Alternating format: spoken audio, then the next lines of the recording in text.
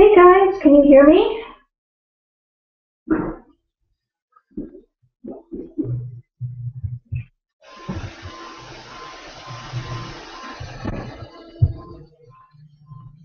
I'm going to assume that's a yes,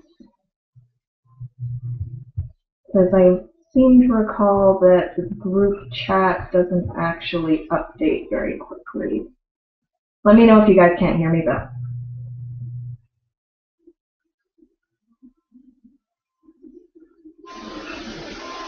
Thanks for coming by.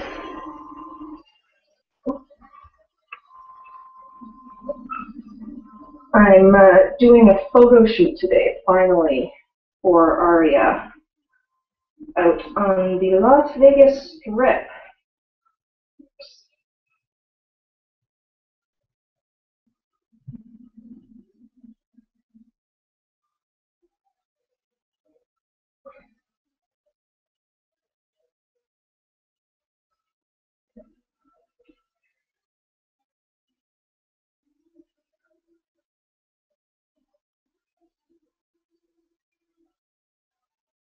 Coco?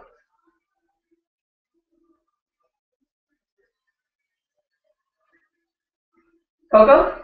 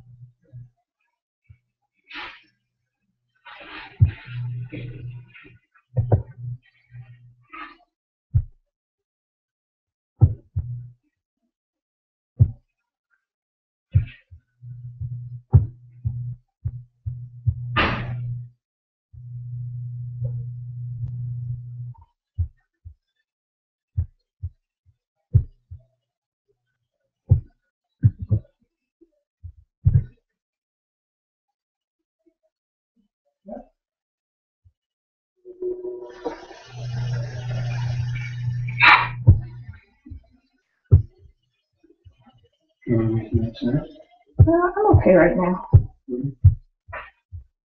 Make mine. So. Okay, sure.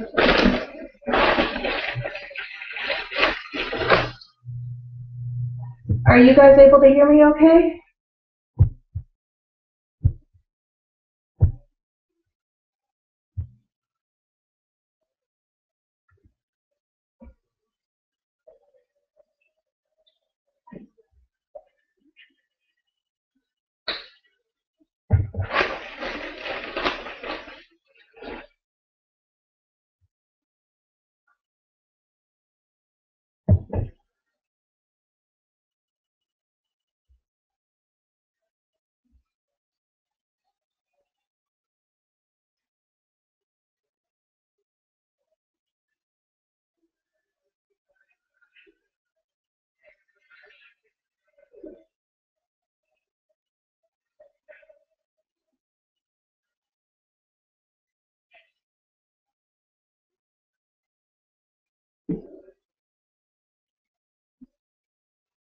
I'll be right back.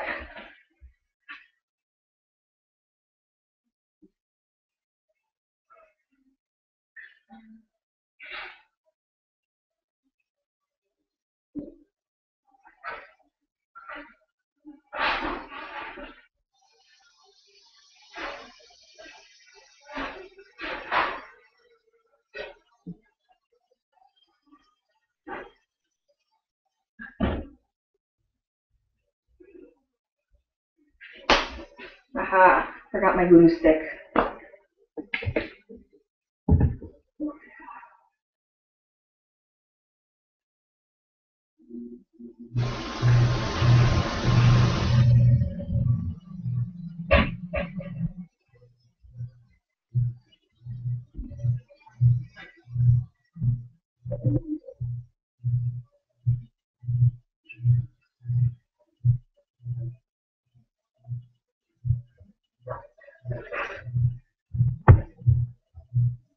chat doesn't seem to be working. I'm not sure if you guys just aren't saying anything or if it's not updating for me. I guess we'll find out in a few minutes.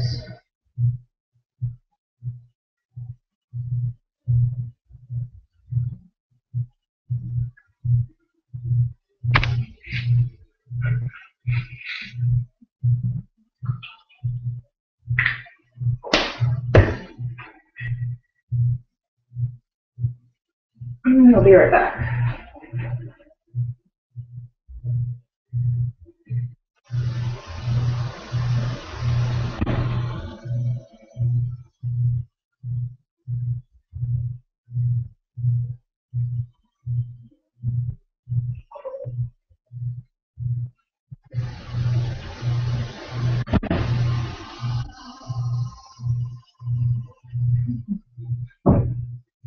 Okay.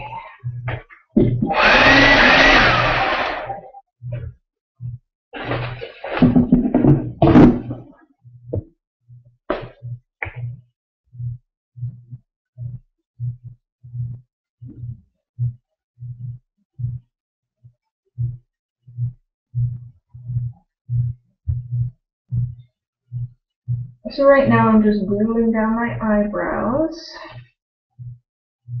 I'm just using normal craft glue from the store. Like that.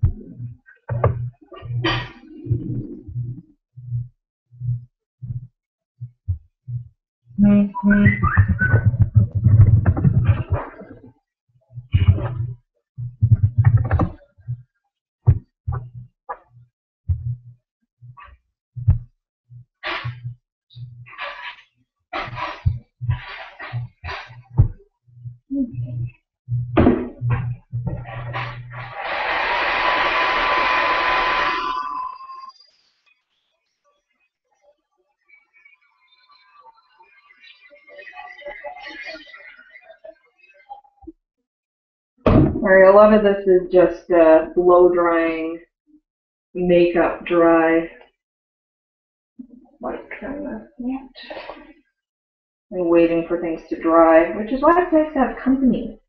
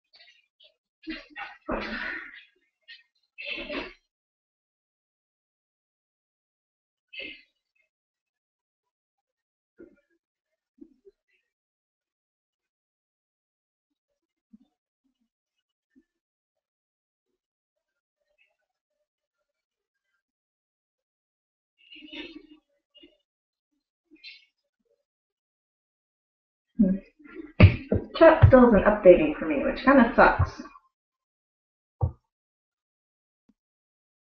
I can't see if you guys are saying anything or not. Let's see.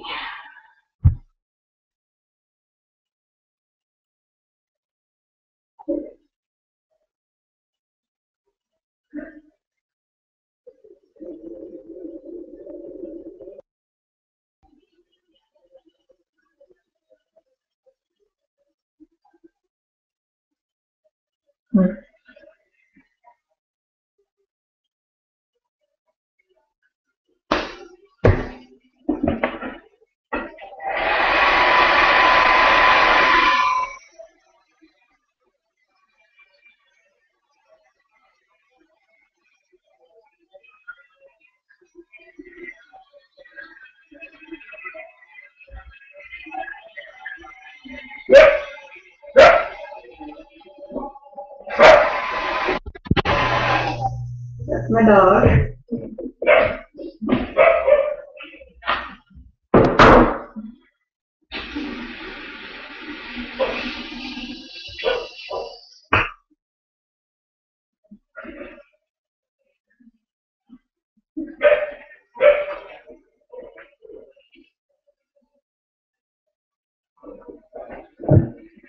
Okay. Eyebrows seem to be covered up pretty well. I'm going to put another layer of glue on after, just to make sure. I'm just cleaning out the inside of my mask or headpiece here.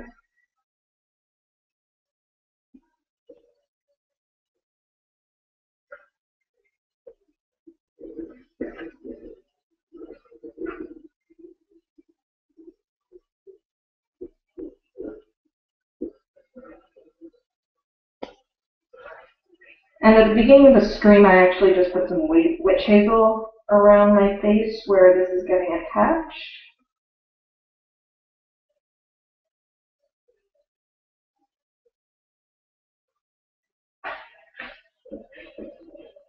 I'm just going to see if maybe the chat will work on a different window real quick, because it's bugging me that I can't see what you guys are saying. So let me try something.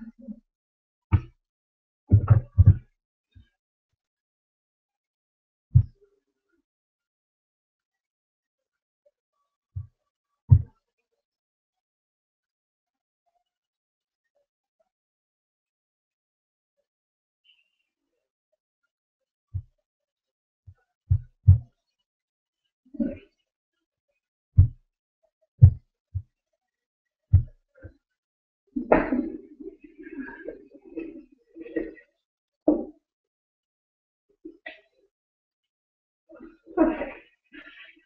I'm just going to let this dry real quick. My headpiece.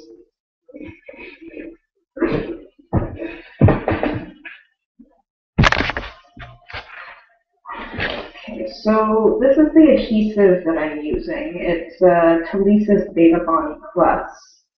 I've used Prosthetic before. I'm not sure if I like this better or worse than Prosthetic. They're about the same so far.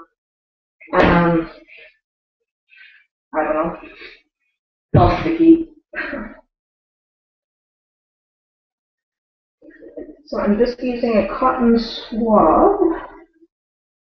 I'm going to stick this on. Oh. And I'm going to put this around the inside of the headpiece. My hair has gotten so much longer since I started wearing this headpiece. It doesn't fit in nearly as well as it used to.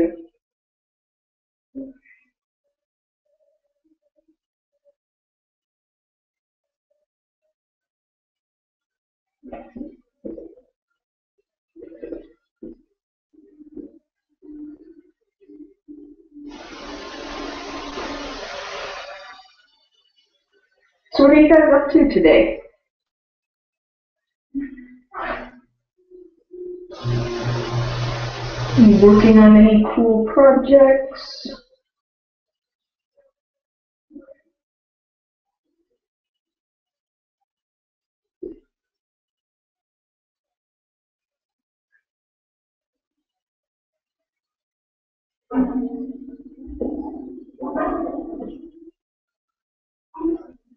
I'm just using a Q-tip to apply this. I'm using lots.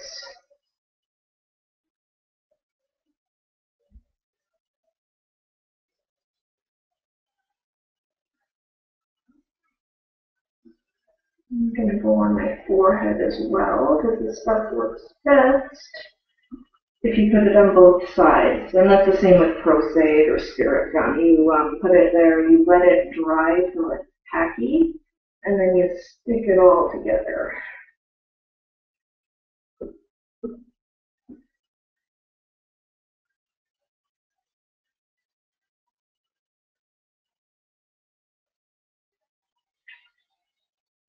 It's been so long since I have put this on. I think the last time I did this was for San Diego Comic-Con last year. And at that point, I just needed a break because I'd worn it to 3 conventions and put the makeup on about 5 times, and I was just done.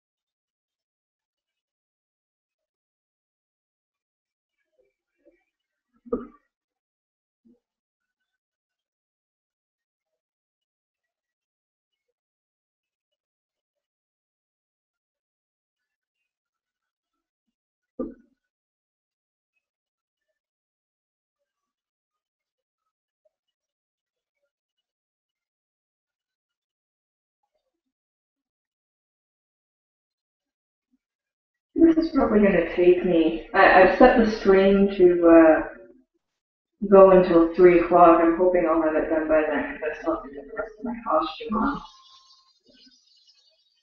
But I guess we'll see. Supposed to be the next photo shoot for about 4:30.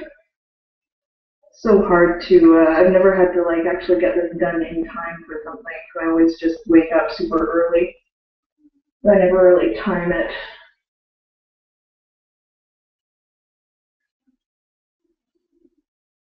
I'm going to do lots of adhesive back into the neck here because it's happened once before where I've actually,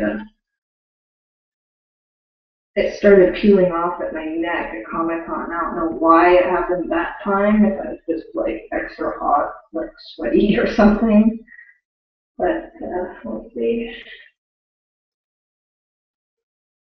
I guess I don't really need to worry about that since it's going to be freezing while I'm doing the shoot today.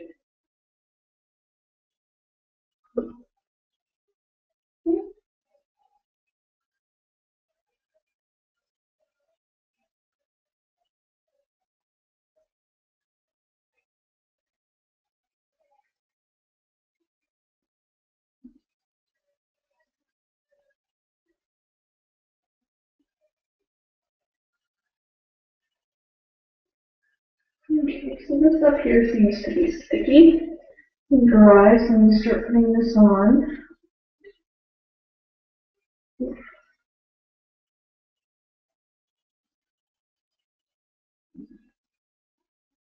Not quite dry here yet, though.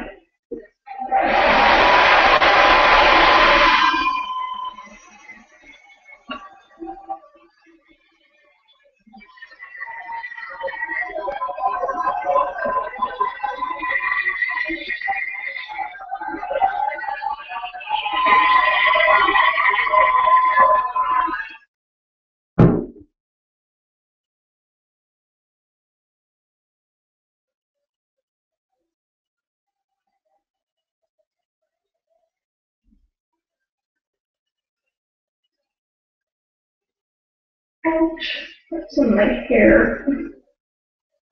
Hmm.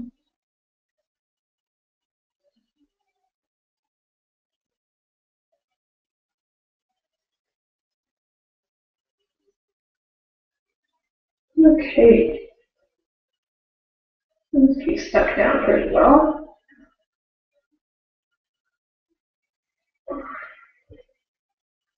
And as soon as you get this on, it just completely limits your neck mobility. I'm going to do right down here as well.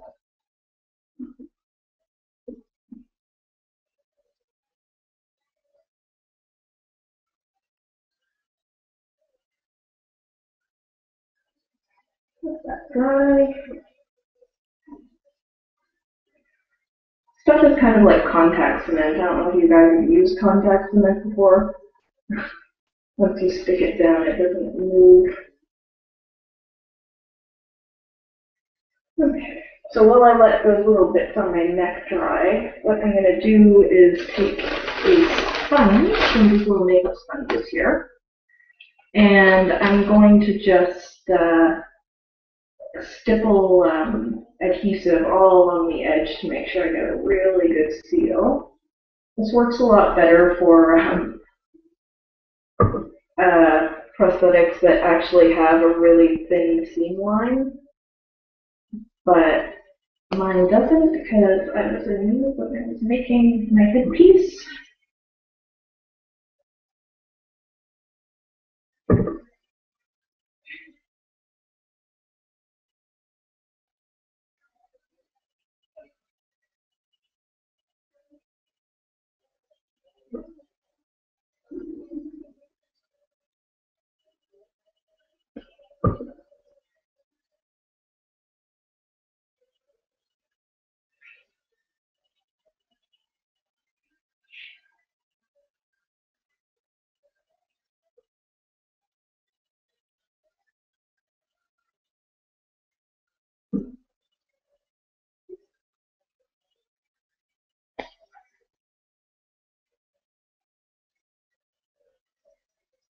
The nice thing is I don't need to worry about this looking too perfect for a photo shoot compared to convention because I can just touch it up in Photoshop afterwards. So that's always nice.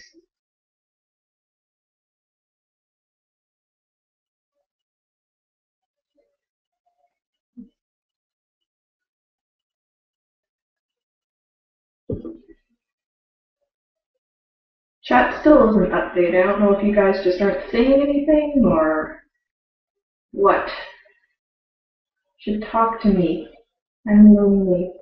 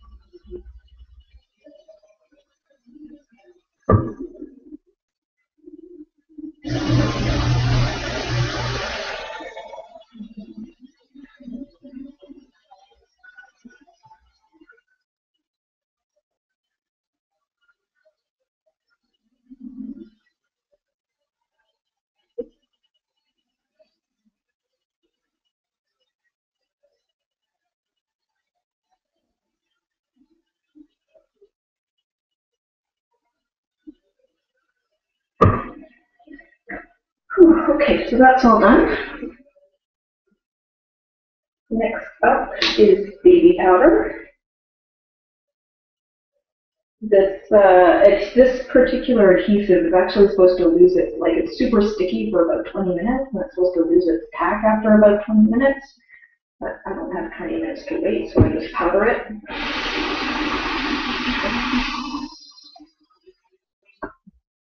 There's sticky stuff all over my hands, and it's gross.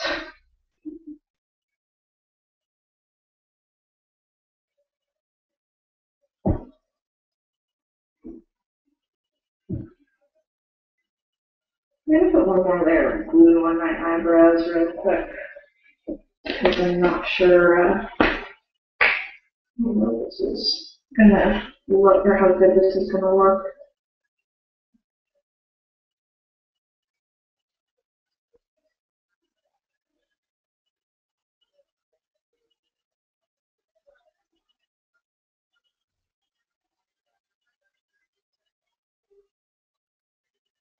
It would suck to get all this on and then have lumpy looking eyebrows.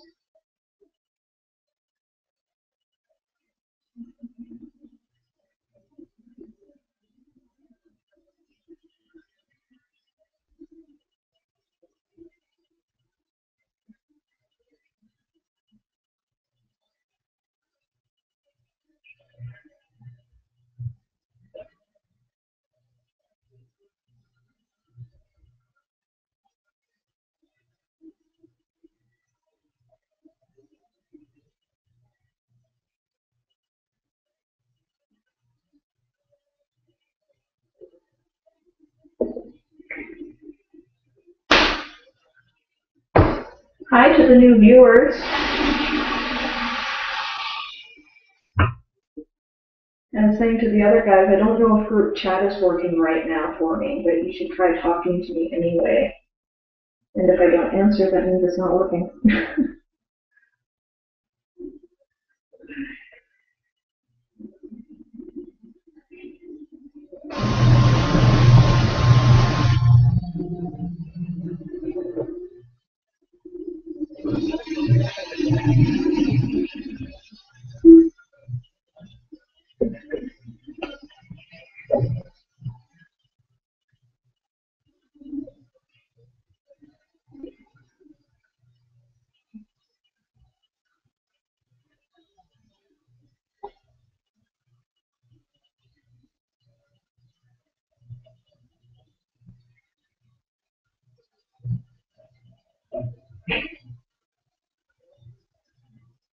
Okay.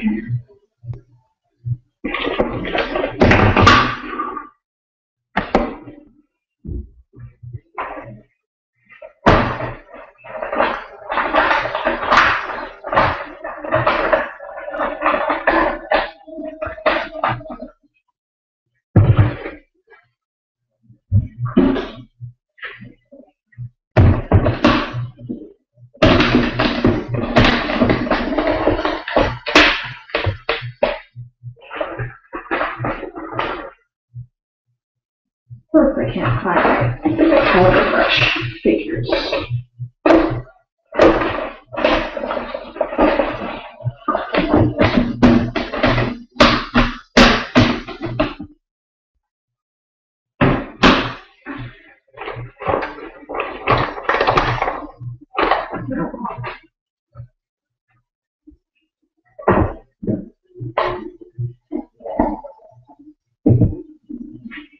This is just baby powder here.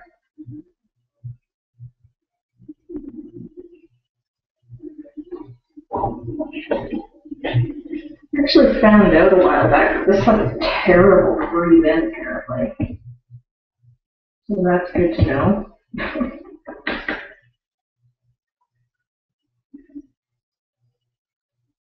Powdering my eyebrows too, just to make sure that they're not going to lift up once I start putting makeup on.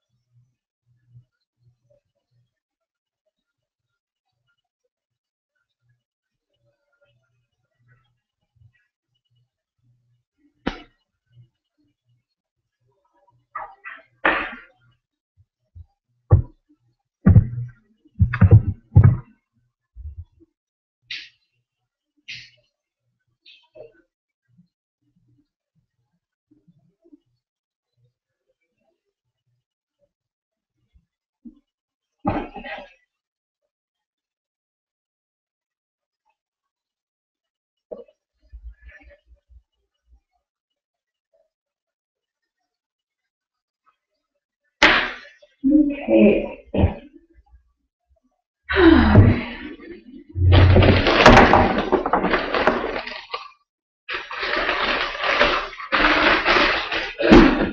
And on to the actual latex part of it.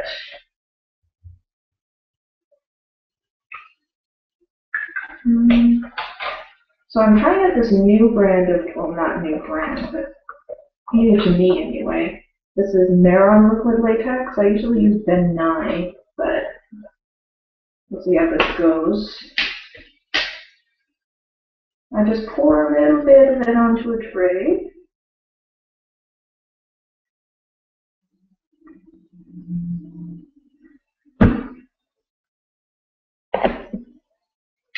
I do that A, because it's easier for me to use that way, and B, it means I don't leave my latex sitting open forever, drying out. And then I just run my finger along my forehead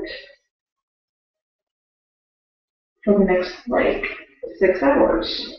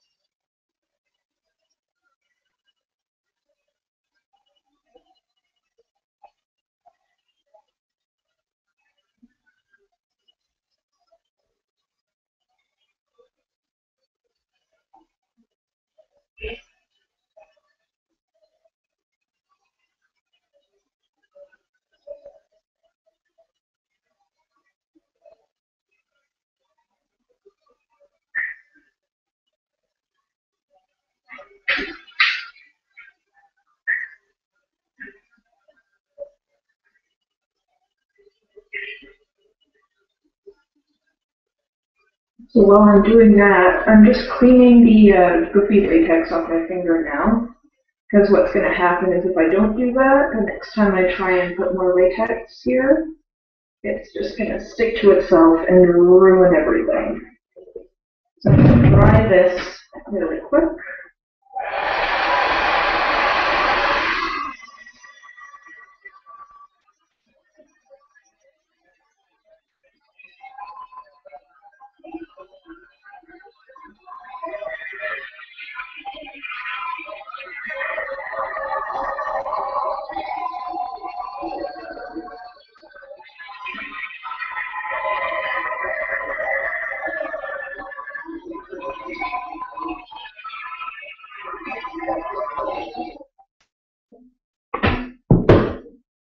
And I'm going to powder.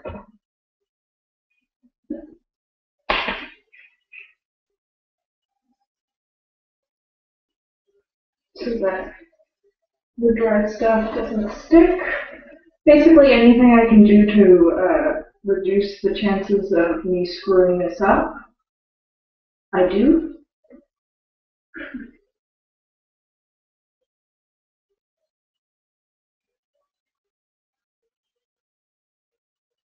Feel free to ask questions, guys.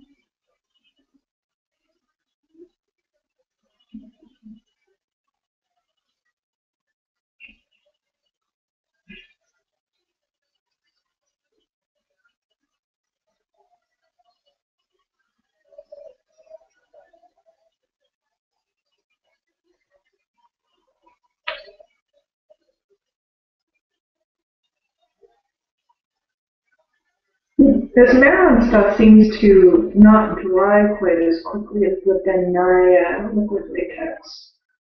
That's interesting.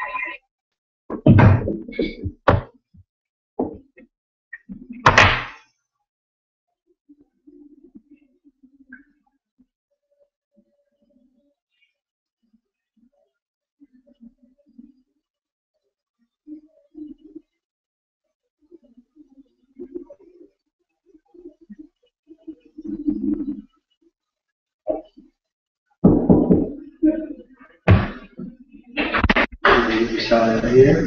Yeah, that's great. So this is Coco, my husband. He is amazing and just made me lunch that I'm going to eat while I get ready. Hey.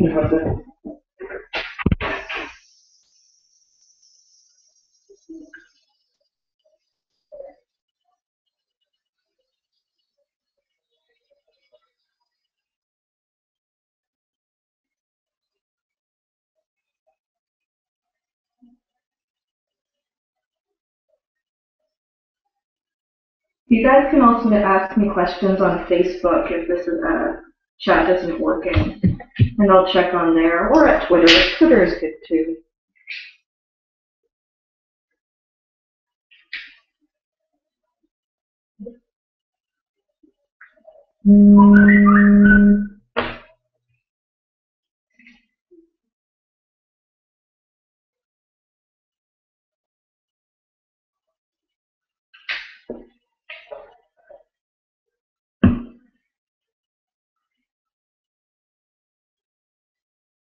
Oh, I almost forgot to powder. That would have sucked.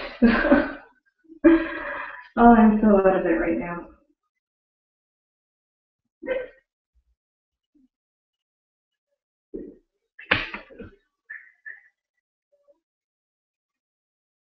Man, I need to turn this off. I'm also getting baby powder all over my phone, which is awesome.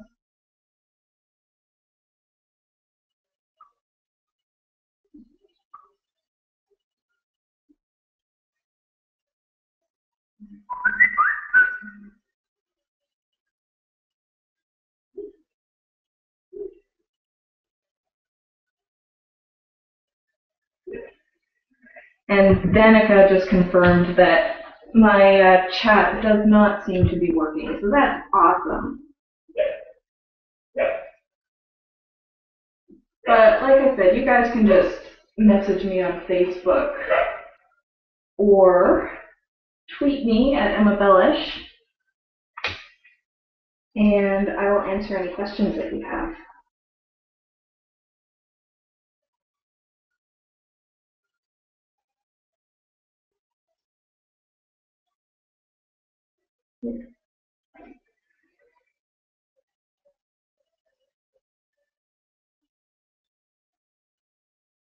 I'm sorry for the barking dog in the background. She's letting us know that we have people coming up the stairs.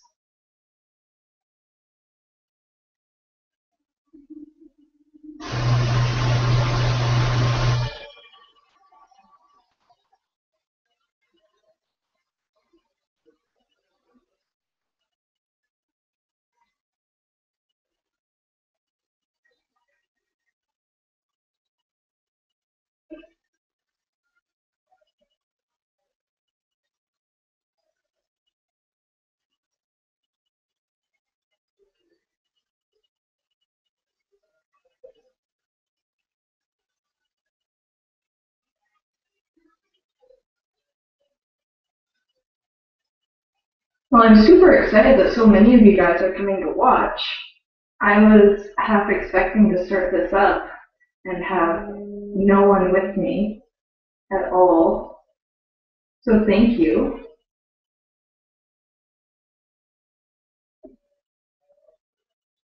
It's going to be forever alone in my live stream. Whew.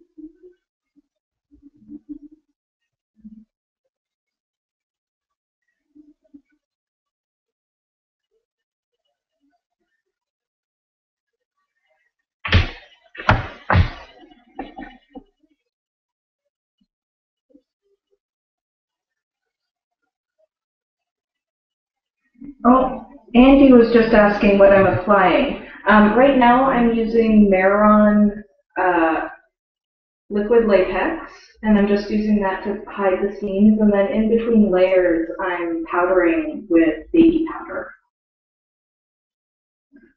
I was saying earlier, this is the first time that I've used Maron liquid latex. I've only ever used Ben Nye.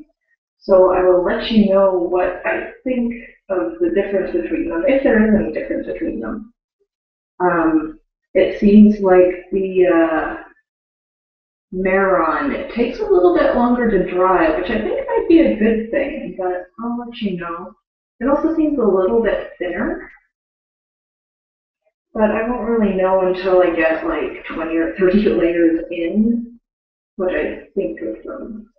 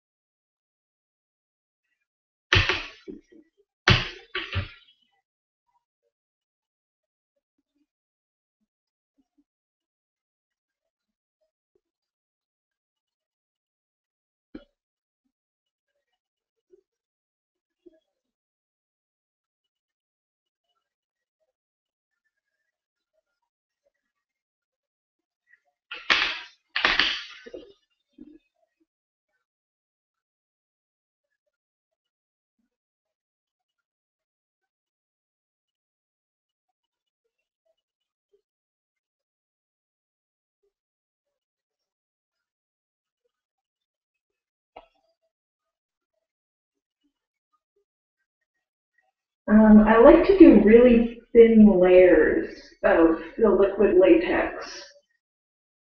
Because if you do thick layers, I've found it gets really globby and it's really hard to kind of conceal any lumps that show up. Sometimes I get ahead of myself and try to put thick layers on and just totally screw it up. But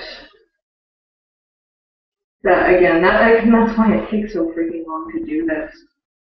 Because I do like, 30 or 40 layers of really thin liquid latex.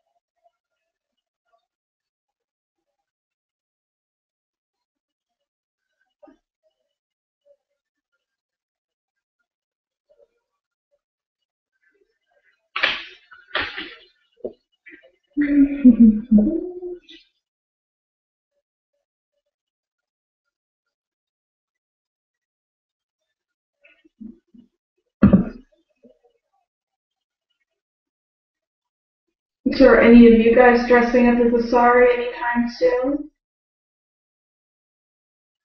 If so, who? I always get really excited when I see the other sari cosplayers. It's like you automatically have this bond because you know exactly what the other person went through getting their makeup on, and the fact that they can't hear anything when you're at the convention, and how uncomfortable it is being painted blue or purple. I love it. I love seeing other sari cosplayers. One of my favorite things.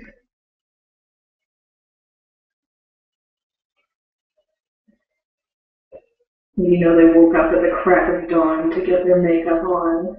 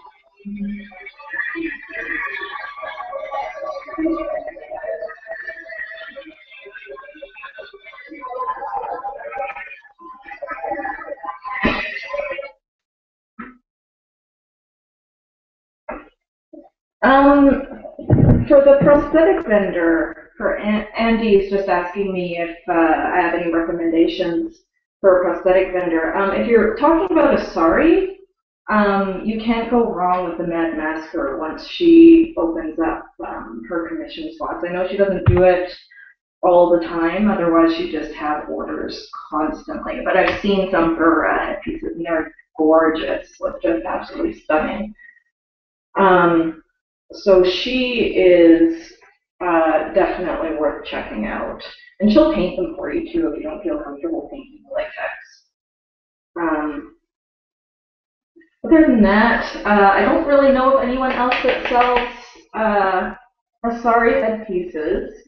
I know, I think it's Red Nebula Studios, I think, is working on some Turian, both female and male Turian masks, which will be awesome. I've been eyeing those. I'd love to get one of those.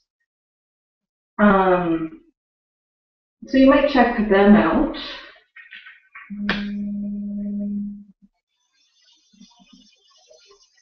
But yeah, sorry, got distracted. So yeah, the Mad Masker for sure, for sure. It's just you have to catch her when she's opening her commission.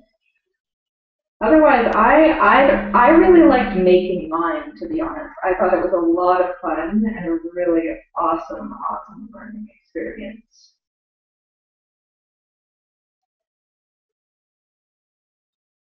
And I just want to make more prosthetics. One of the projects I really want to make, and I haven't really told anyone online this yet, is Vastra from Doctor Who. We've got me Doctor Who fans in here.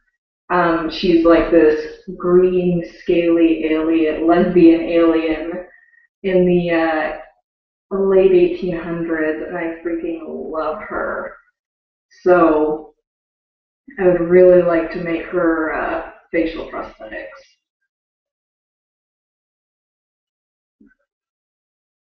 But it's a lot of work.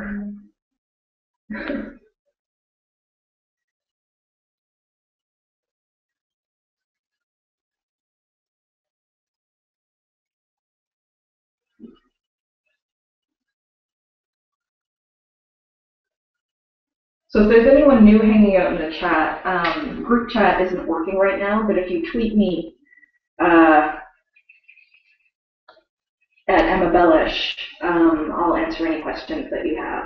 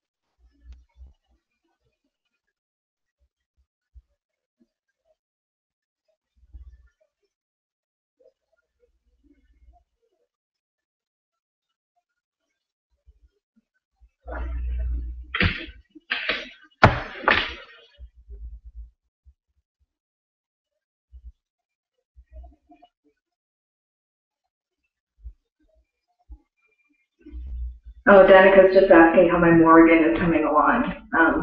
Some of you may or may not be aware, I'm working on a Morrigan costume from Dragon Age Origins. Originally, I was, for PAX East, originally I was actually going to make Morrigan's ball gown, but I decided I didn't have enough time because I'm moving at the end of this month, so I have to pack up my apartment, move back to Canada,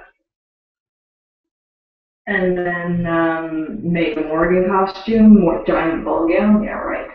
So I decided I'm going to postpone that. I might try and wear that, make that for PAX Prime instead. But I'm going to make some Morrigan's costume from Dragon Age Origins, which is going to be a lot easier. And to answer Danica, I haven't started yet. I'm hoping to start next week. I've got this photo shoot lined up with Aria today, and I've got another Valentine's Day photo shoot that I want to get done this weekend that I need to do a little bit of prep for. I'm doing, that's for my, if you guys have seen Lovely Complex, it's an anime. We're doing a photo shoot, a Valentine's Day shoot for Otani and Koizumi, which is going to be super cute. So I'm doing that this weekend.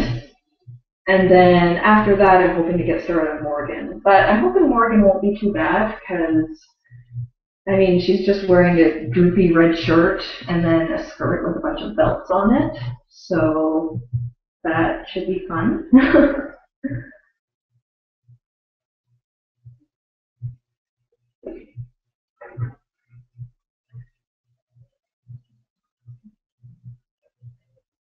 Oh, cool. I'd love to meet you, Danica. That's super exciting. Danica's just saying she's going to Tax Prime, so that's awesome. I'm hoping to go. It's only going to be 3 hours away from me at that point because I'm going to be living in Vancouver, BC. So I'm really hoping I can get tickets for it.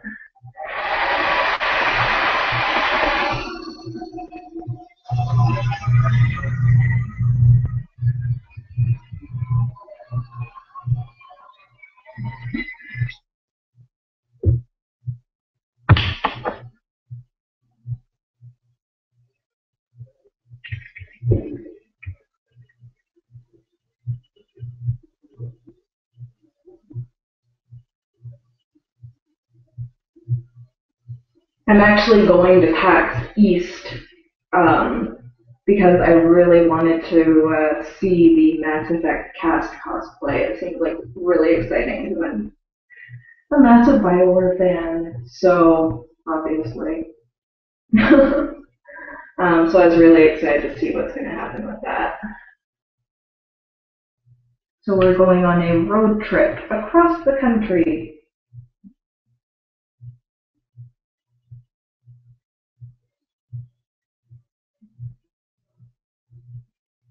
Danica's made an awesome Morgan costume too.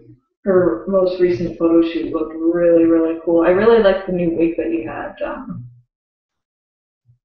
It looked really good.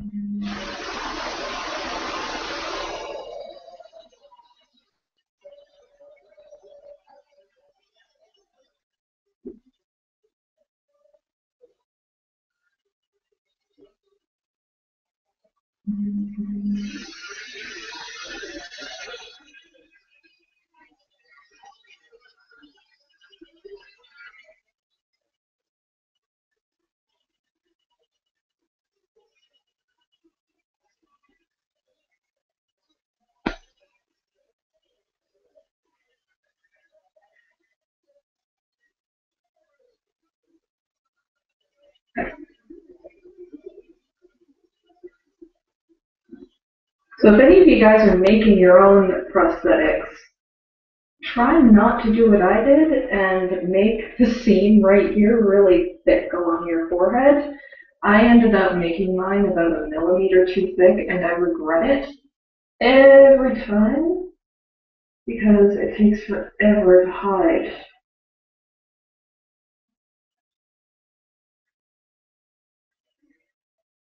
It's super annoying.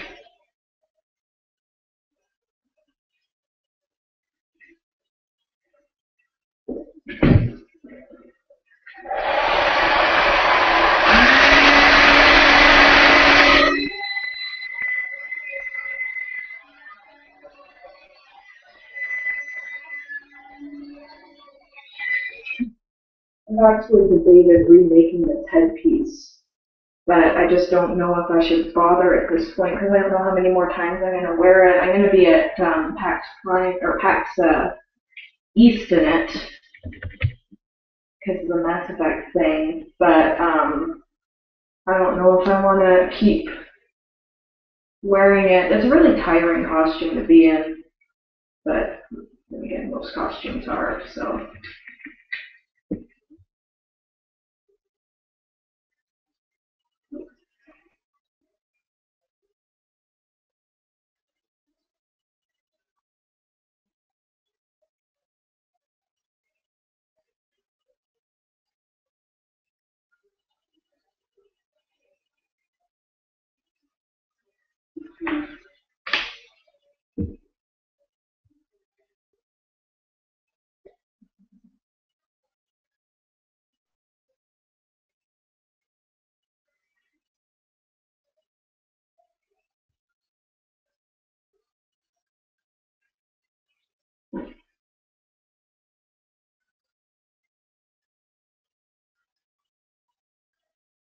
Oh, right, I forgot that you had just done an Elizabeth photo shoot too, Danica.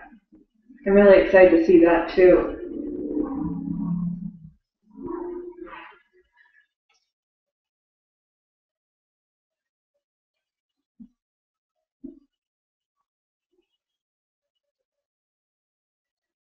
So right now what I'm going to do is just focus on my forehead a little bit because the seam here is still really not blending to the extent that I'd like it, whereas my cheeks are actually pretty smooth right here and here. That's because the seam is thinner, so it's easier to cover up. I'm just going to work on this a wee bit and see if I can get that covered up. Eventually what I'm going to do is switch over to some makeup sponges and stipple latex along my forehead because that kind of blends the texture in. You get a little bit, some little tiny lumps doing that, but it kind of blends the latex in so that it doesn't look as odd. I'm going to do down here too because this is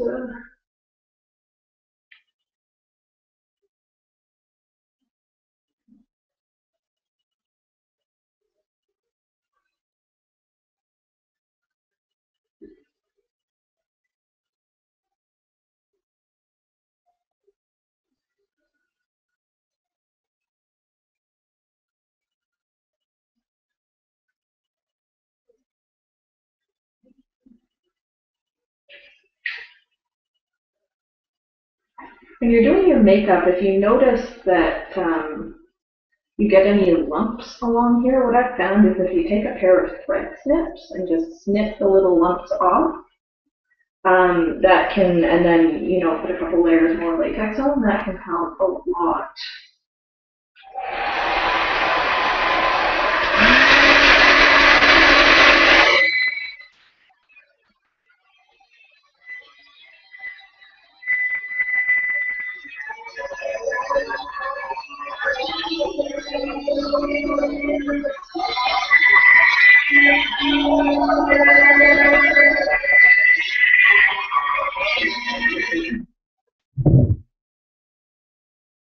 Oh, I need to eat some lunch. That's been sitting here.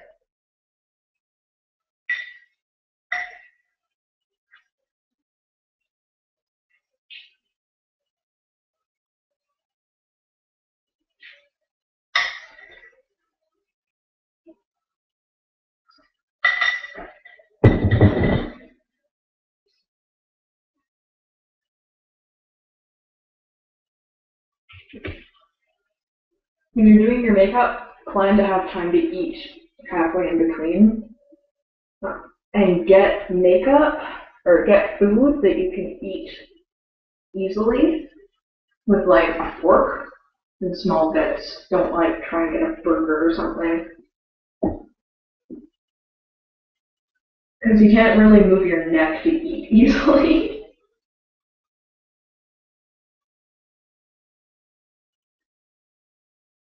Of all the time, every single time that I put this makeup on, I have to stop halfway through to eat because I'm starving.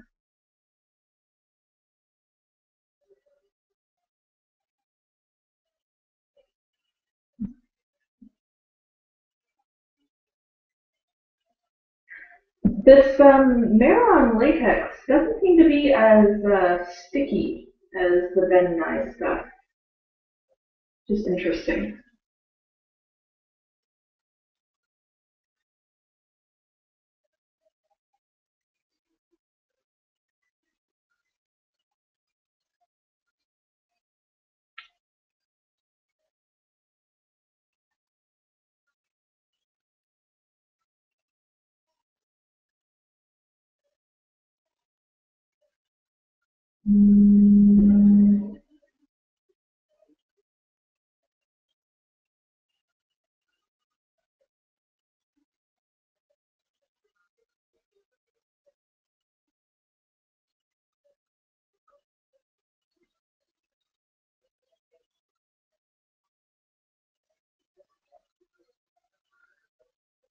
If you guys are looking into doing your own Aria makeup, you should check out the video by the Mad Matsker. She's got a different technique for doing this, and I've actually been meaning to try out because it was pretty awesome. She uses a stuff called Cabo Patch, which is Prosade mixed with Cabosil, which is a thickener. And you can use that kind of as a gap filler, from what I understand. So kind of like if you're making props and you're using Bondo to fill in cracks or crevices or spot filler or whatever. It works kind of like that, but on your face. And I've been wanting to try it out. I just haven't been able to get my hands on some Cabosil to try it and try making the Cabo Patch.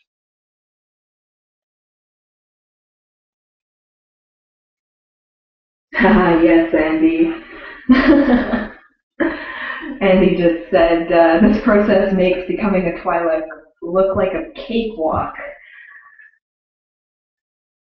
That's funny. I don't know if my way is the most efficient way for getting my makeup on, but it's the way I found that works best for me.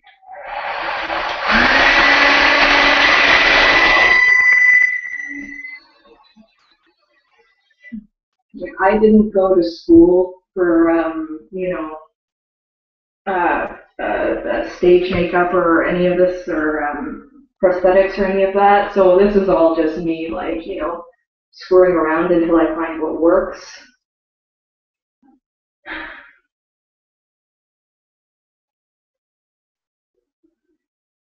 I'm probably a little bit slower. Again, that's kind of why I wanted to try out that Cabo Patch, though, because it seems like it would make it a lot easier trying to fill in these gaps. And it theoretically shouldn't take as long if you have a thinner seam here as well. Like I said, I've been thinking about remaking the headpiece because I have the mold for it. But I actually did try remaking this once, but the two molds, the two casts that I pulled afterwards, both had some pretty serious flaws in them. Like I screwed up and didn't put enough latex in the tips of one of them, so there's no tips. And then the next one, I screwed up and didn't get enough latex like right in this area, so when I was pulling it out, I got a hole right there. And I've been kind of looking into seeing if I can repair them, because other than that, they're perfectly fine. But I just haven't had a chance yet or gotten around to it. And I got frustrated after that, and I just ended up painting my original cast again.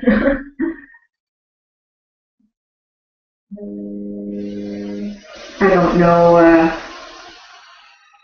if that's normal for latex casts, that you get screw-ups that often, but I'm still really new at this, so who knows.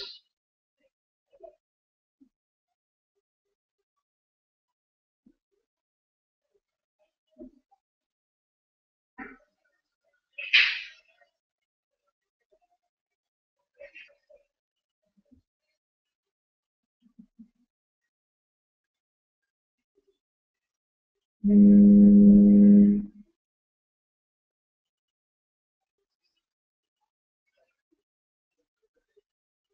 Mel, Wind of the Stars cosplay. She just played Mass Effect for the first time, and she's saying Aria's the Asari she was on to. She's working on a Shepherd costume right now, so I'm really excited to see how that goes.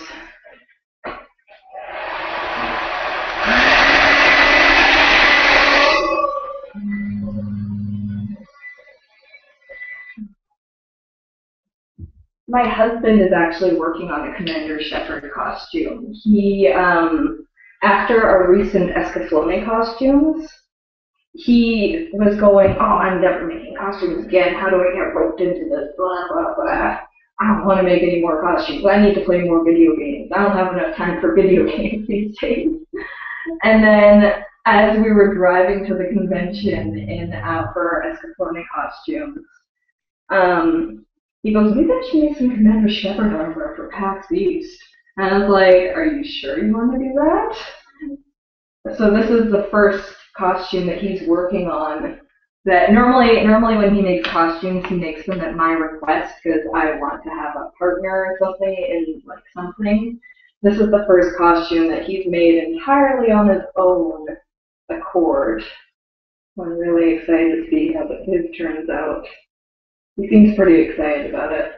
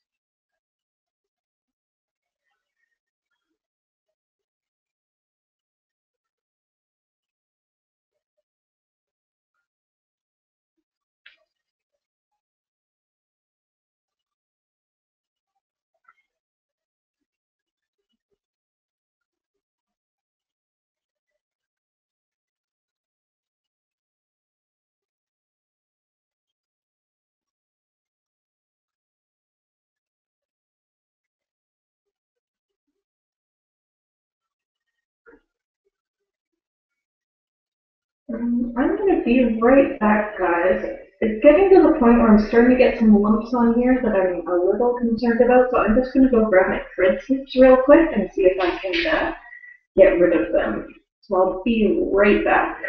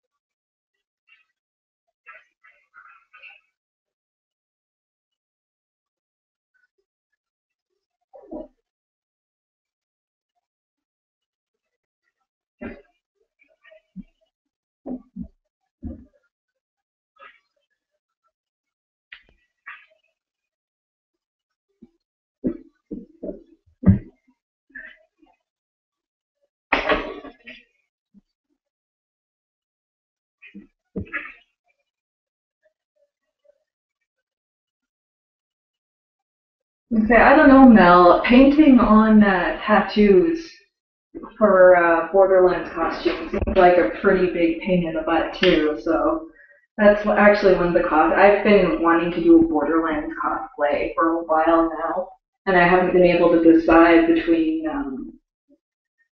doing like a custom siren costume or a Lilith, or I kind of thought doing an angel costume would be really cool too, but I don't know. I don't even know if I would have time to do something like that.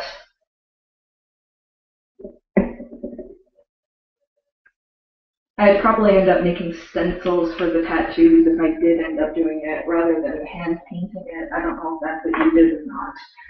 But Yeah, so what I'm doing is I'm just going to be snipping away any lumps with my thread snips.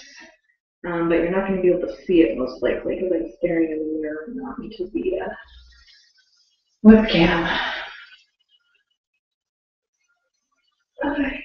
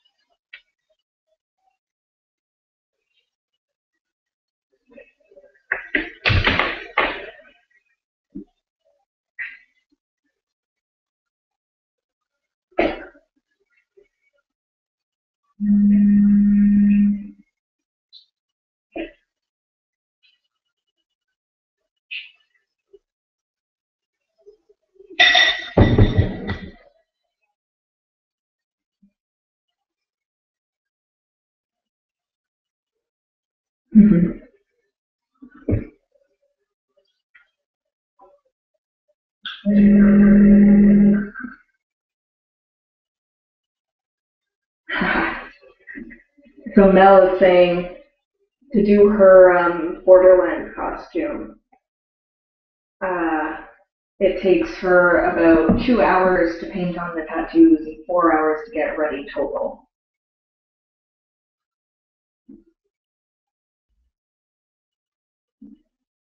Which is about how long it takes me to do Aria. It takes me about 4 or 5 hours to get ready, and I'd say probably about 4 of those are doing this.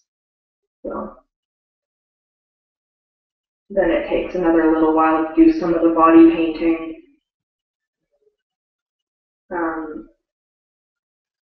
Usually I get my husband in to help me with that because I can't do my back and stuff, obviously.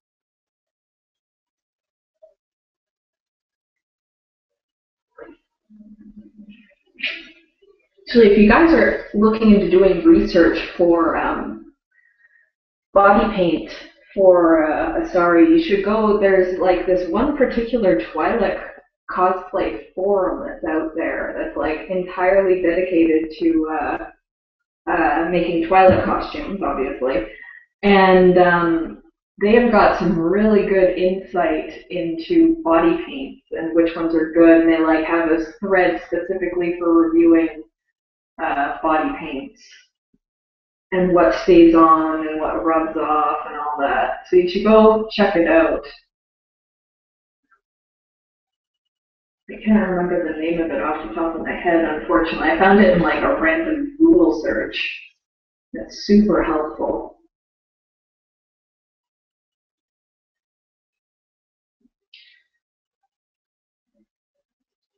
If you guys are planning on doing Asari costumes like multiple days in a row, you should look into alcohol-based paints or alcohol-based body paints or makeup because that's supposed to stay on really, it only comes off with alcohol, so it's waterproof.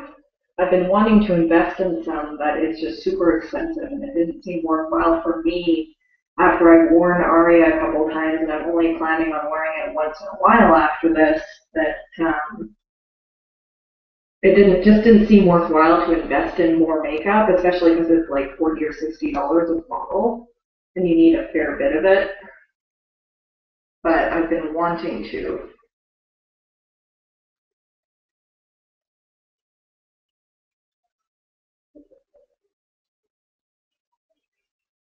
So I used Pax makeup once, but I And Pax makeup is just acrylic paint mixed with prosthetic adhesive. But it was such a nightmare to get off. I don't even want to try it again. It stayed on really, really well, but getting it off was just a nightmare. And after like you spend 4 or 5 hours standing getting ready in the morning, and then you're in costume for like 6 or 8 hours, the last thing you want to do is like stand in the shower for 2 hours scrubbing off makeup.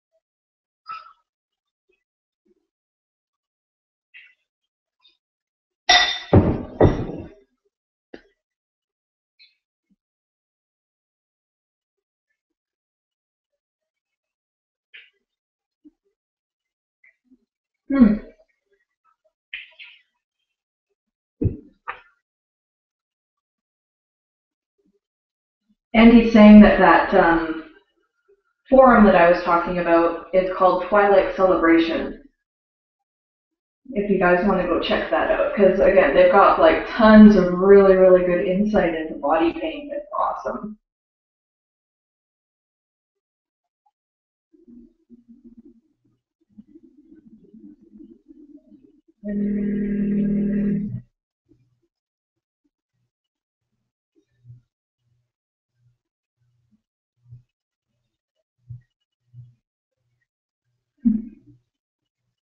And she's saying that she uses body art ink, which is an alcohol-based makeup, because the water-based gets everywhere.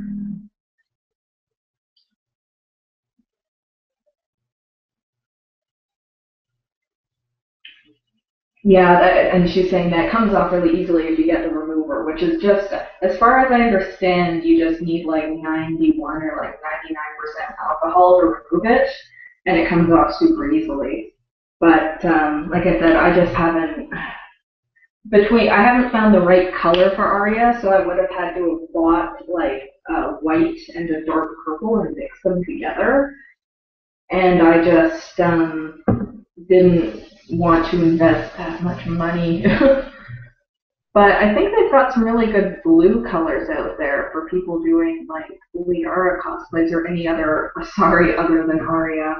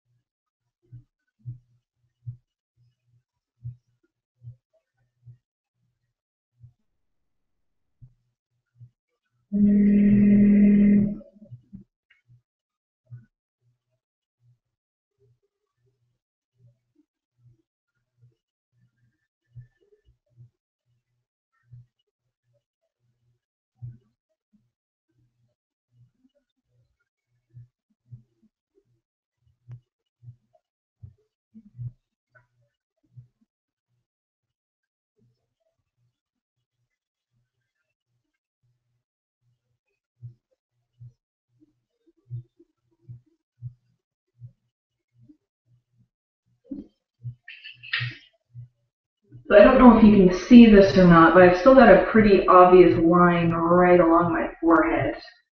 Just kind of a pain. Oh well.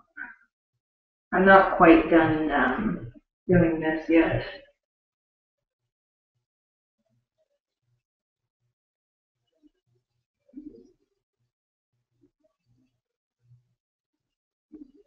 What I'm using, Andy, is Maron Paradise. It's a water-based cake makeup, and actually haven't. It's been pretty good for. It doesn't really rub off, which is nice.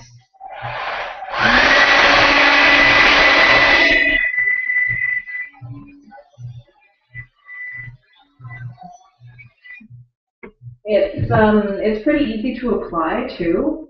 So I mean that's kind of why I stuck with it, is because the color is good. I don't have to mix anything. Um,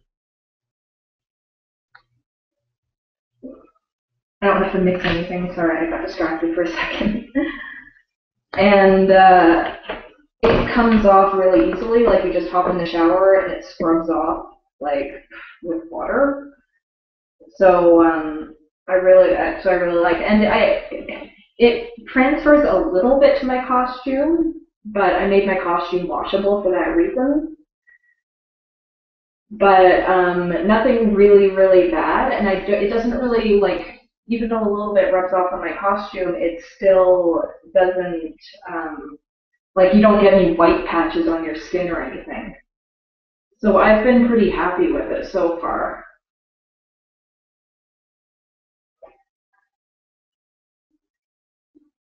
And it's cheap. It's like $10 for a pretty big, for like this size. And this lasted, one of these lasted me about 5 wears, like five costume applications, maybe a little bit less because I did use Pat's makeup that one time. But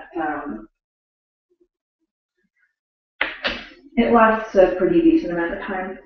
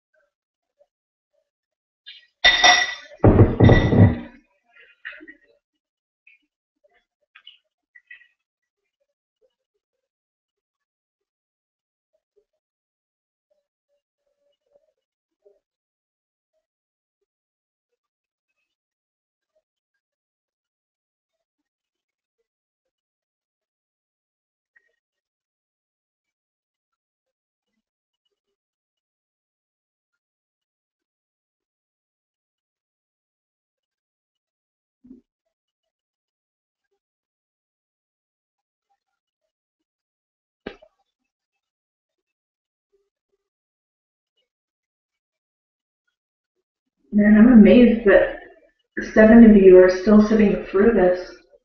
I would have gotten bored by now. Oh, she's still applying latex. Been at that for, 8 hours.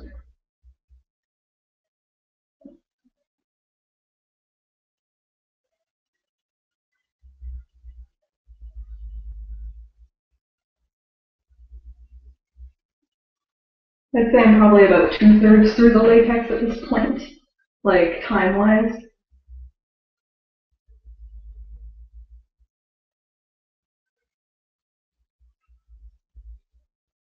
I'm getting kind of sick of putting it on, so I might just be lazy and let the photographer touch it up like a jerk.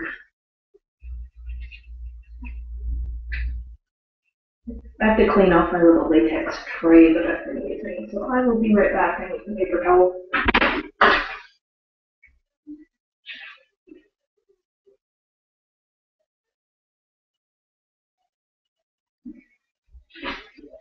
I just opened the bathroom door and my dog is just lying outside staring up at me, sadly.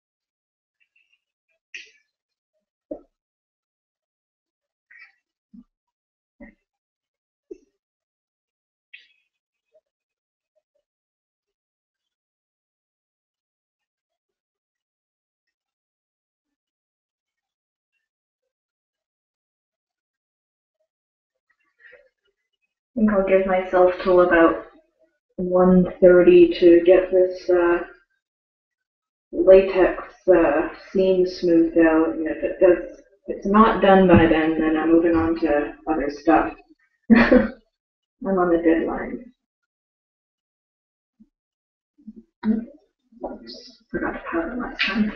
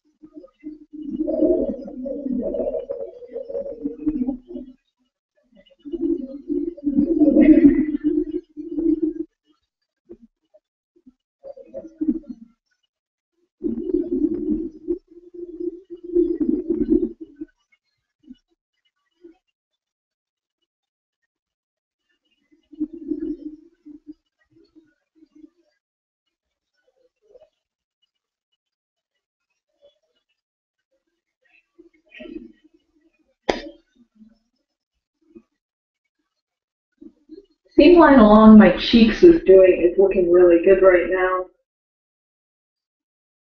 But my forehead, of course, that's the most obvious part too. So you know.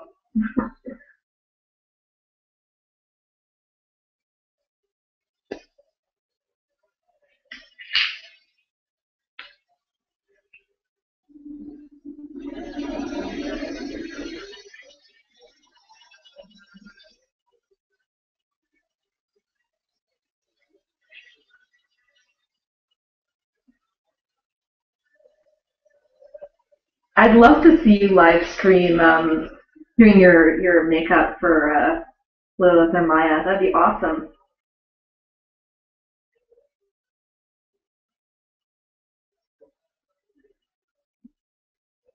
I think you might be gone already, Mel. Oh well. If you're still here, thanks for coming and watching.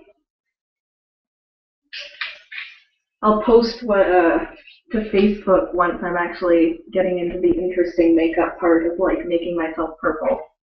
But sadly, this takes up the bulk of the time and is probably super boring to watch.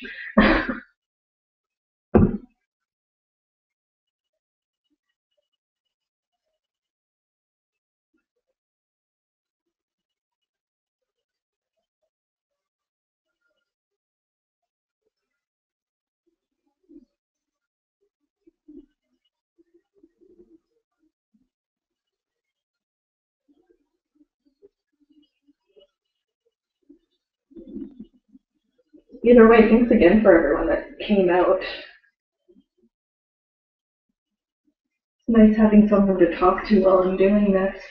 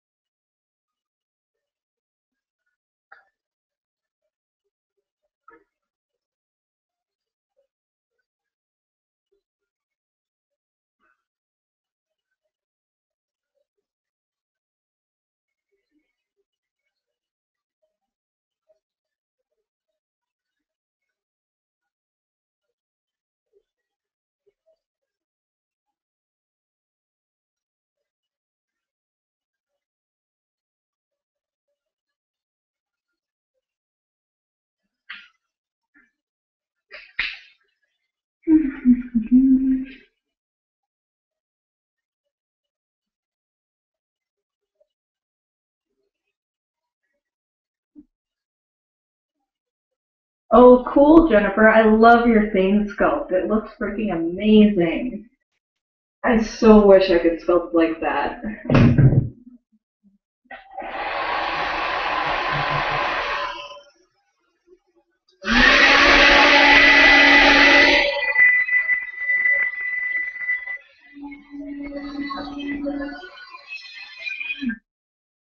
Obviously, I need a lot more practice. I just one of my biggest struggles when I was working on my Asari sculpt was figuring out the scales and the textures. And so that's one of the things I really want to get better at, and I need to practice at. Because I would love to, again, like I was saying earlier, I want to do that Vastra face sculpt for a costume. And that's got a lot of kind of scaly, textury stuff as well, which I'm just no good at. So I cheated on my headpiece, but I need to actually get good at it before I start doing other stuff. I'm kind of torn between making like my own Garrus mask and buying one. Just because I know how much work it is to make one, and other people could do it way better than I can. But at the same time, it'd be nice to get more sculpting experience. So I'm always really torn with like between buying and making it.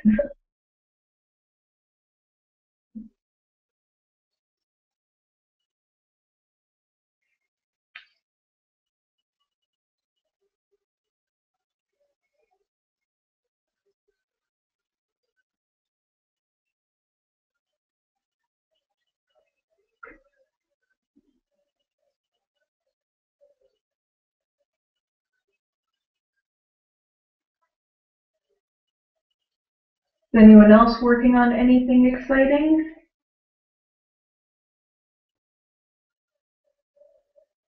Cosplay related or otherwise?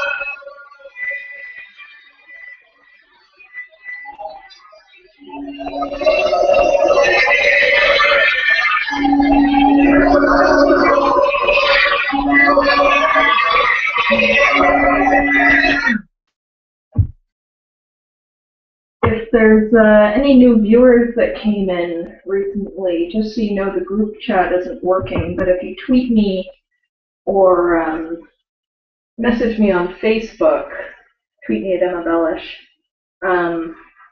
I'll be more than happy to answer any questions that you have.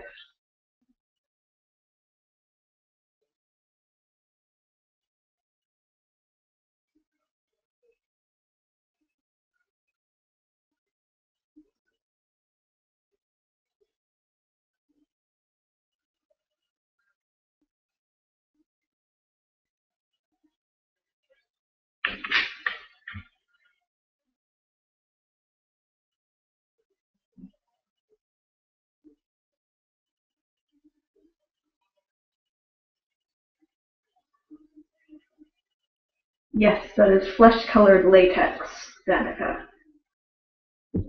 She was just asking what color this is.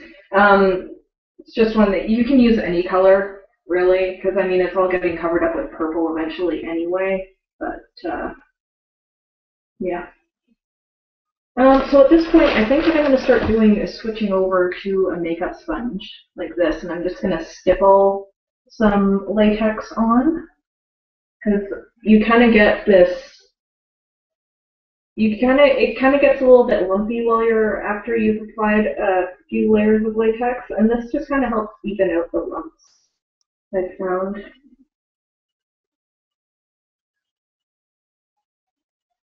You want to make sure you switch sponges fairly often, though, um, because otherwise latex the dried latex on the sponges will stick to the dried latex on your face and create a goopy mess. So.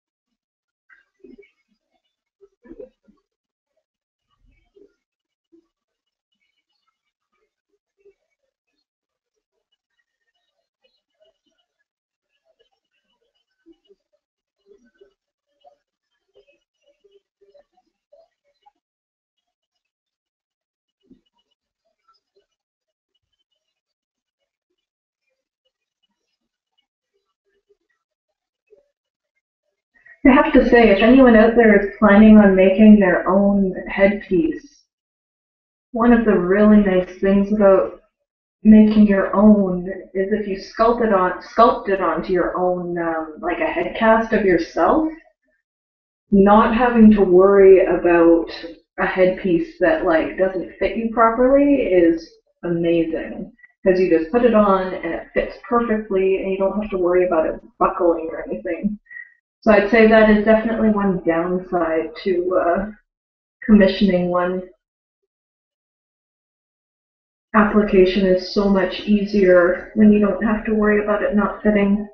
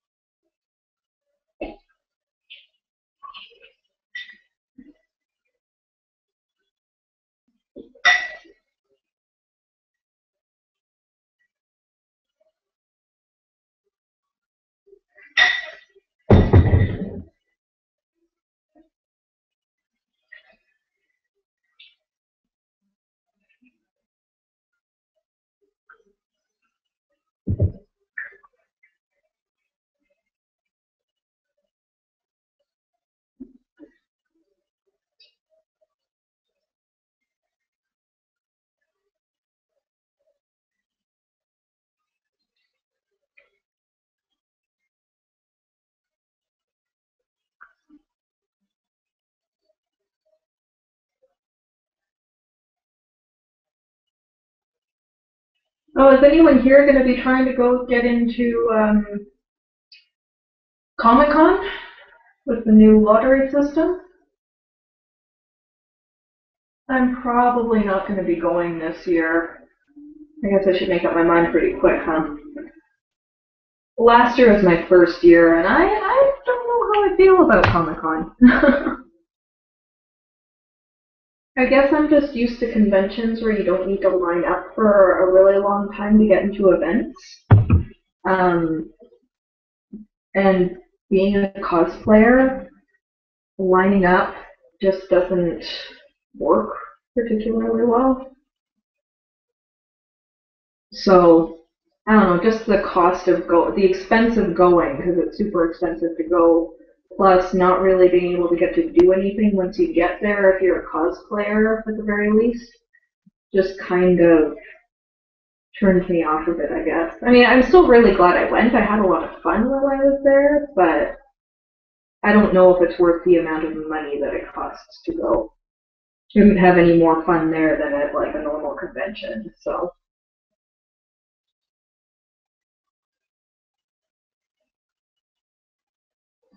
That, and I think I like more cosplay-centric conventions.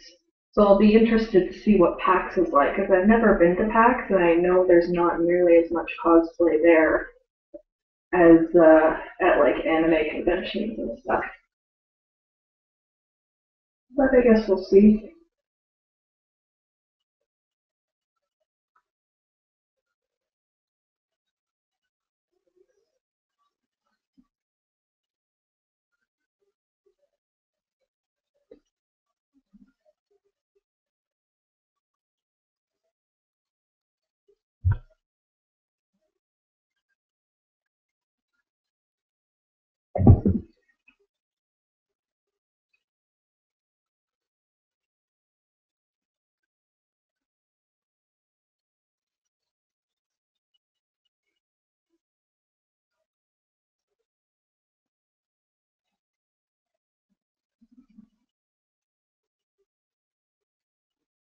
I think the new lottery system that they're implementing is interesting, though,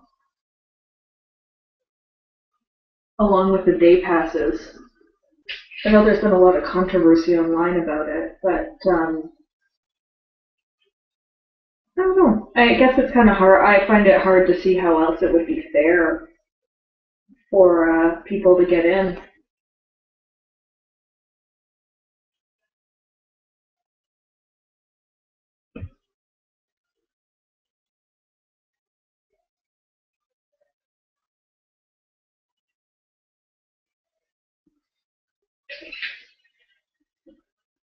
It's not perfect, but I think I'm just about done. I'm going to do a couple more layers with a sponge of latex, and then I think I'm done. I'm going to start putting on the actual makeup.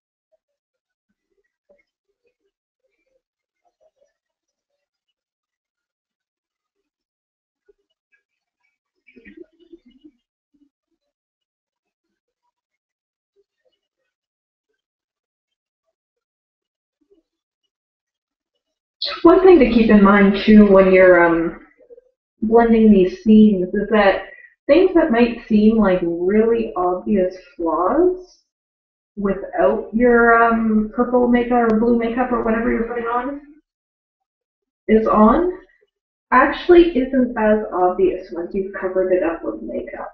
It's not as big of a deal. So keep that in mind and try not to fret too much if you can't get it like perfectly smooth. Because chances are you're not going to see it once you've actually started covering it. And it's not going to be as noticeable in pictures either.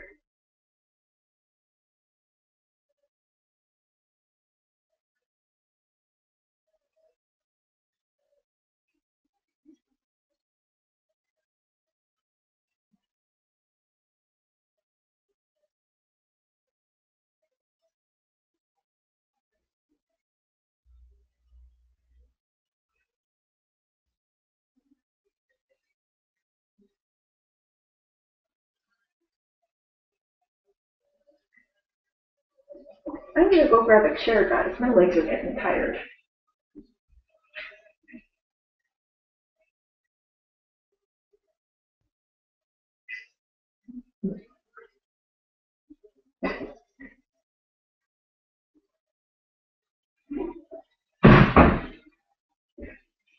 Crash as I walk into everything on the way back. There we go.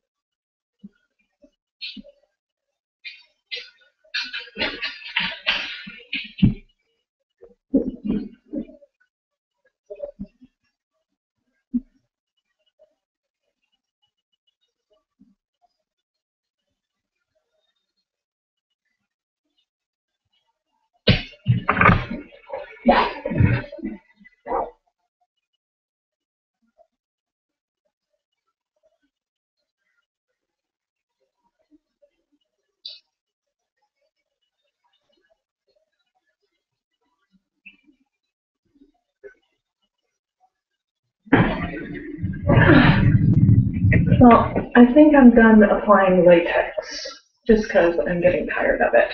But I don't know if you can see, it's still, the seam is still pretty obvious right here. And then it smooths out along here, and then up here you can see it again. And then down here it's fine, and then once you get down to my neck. Now, I'm hoping my collar is going to cover these parts on my neck, so I'm not too worried about them.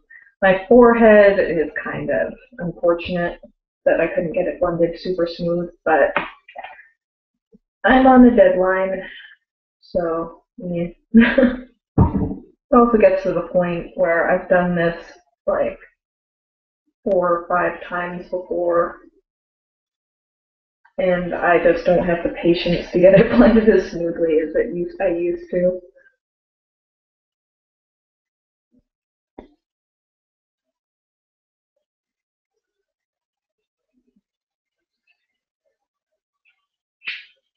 You can try one more.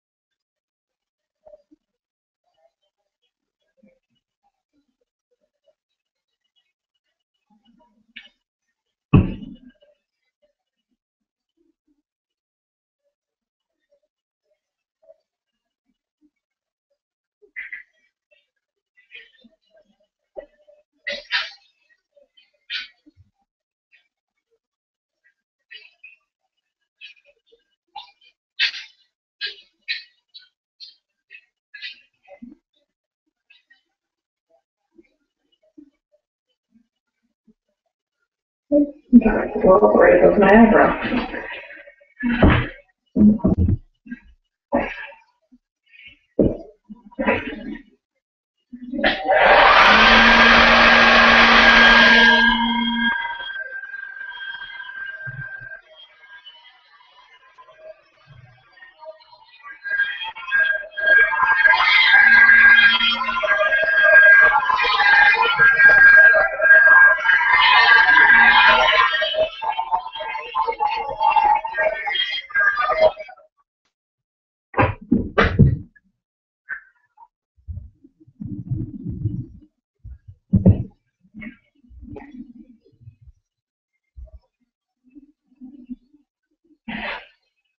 Okay, so before you start putting makeup on, you want to make sure that you powder the latex really, really well. Because otherwise your makeup will have a hard time sticking to it. I just put lots of powder on.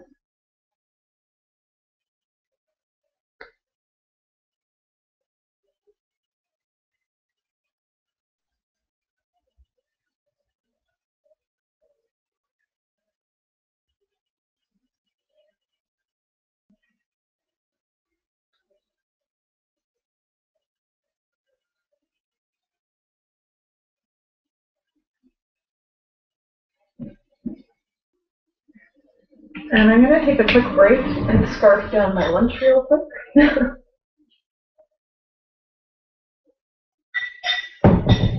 So I don't end up screwing up my purple makeup.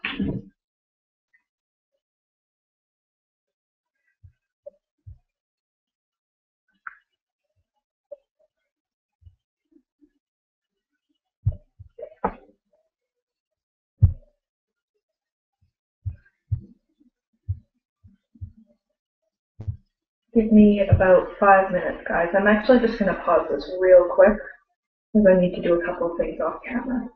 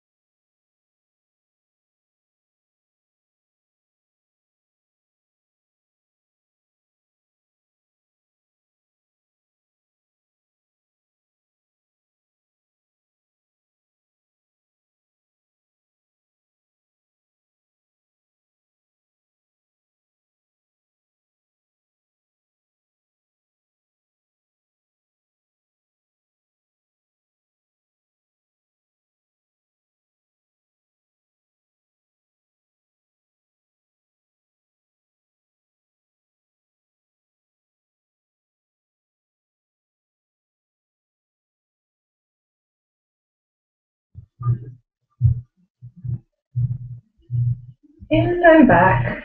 Sorry about that, guys. Thanks for waiting.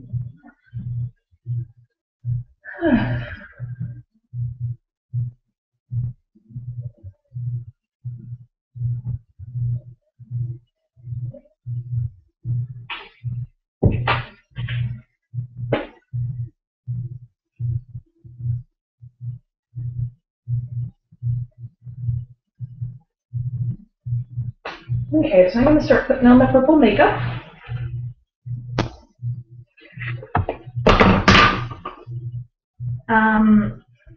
First things first is barrier spray.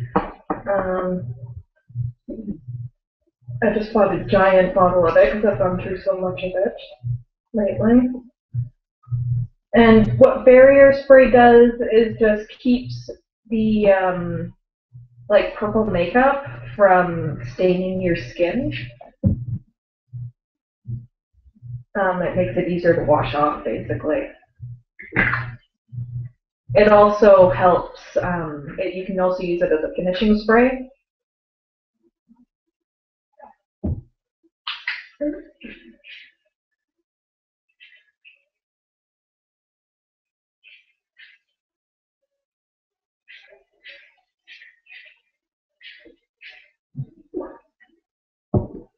Be careful around your eyes. It's alcohol based, so it'll sting if you get it too close to your eyes.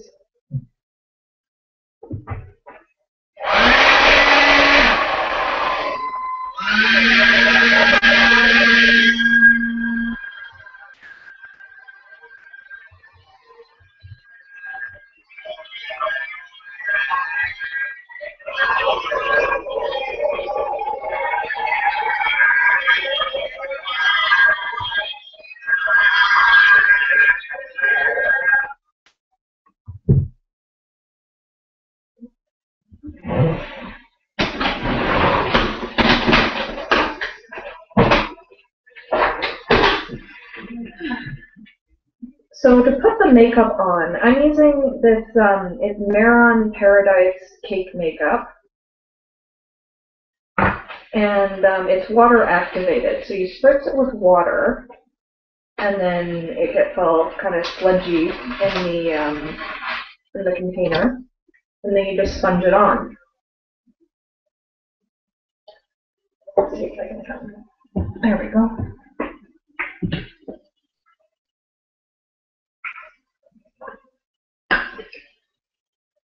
So I literally just go spritz it with water, dab your sponge in. I like using a dry sponge because I feel like it goes on a little bit more evenly for me, but you know, goof around with it. And then just sponge it on. I need a little bit more water in here.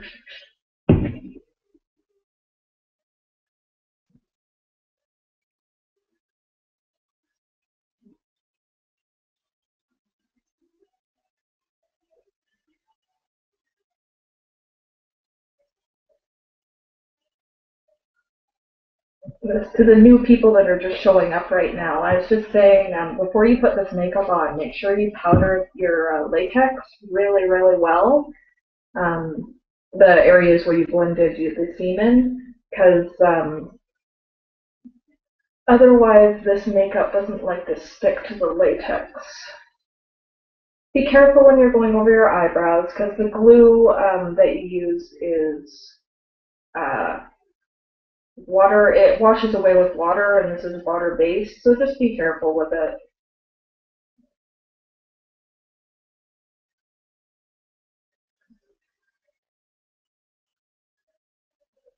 So I'm probably going to do 2 or 3 layers of this purple makeup.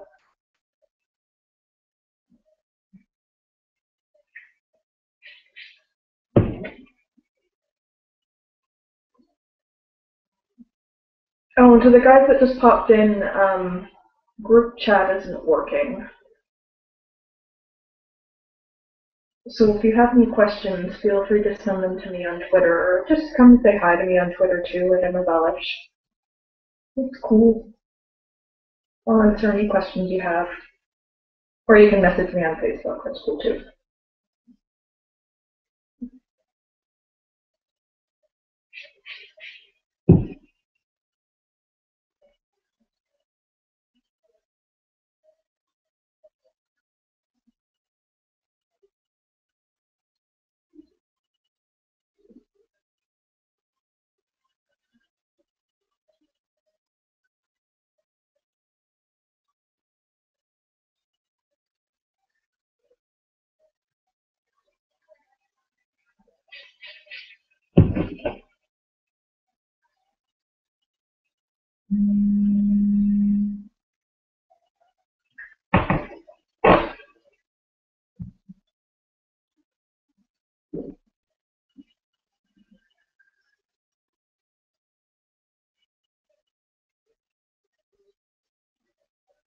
Andy, I am really happy with the makeup with this stuff, especially when you use it with the barrier spray. It's just it's really easy to apply. Like I said, I usually need to do 2 or 3 coats of it, but the first coat definitely gets the coverage that you need. And just the fact that it washes off really easily. I do have to do minor touch-ups during the day. Like usually when I go to the bathroom, I'll just touch up the makeup.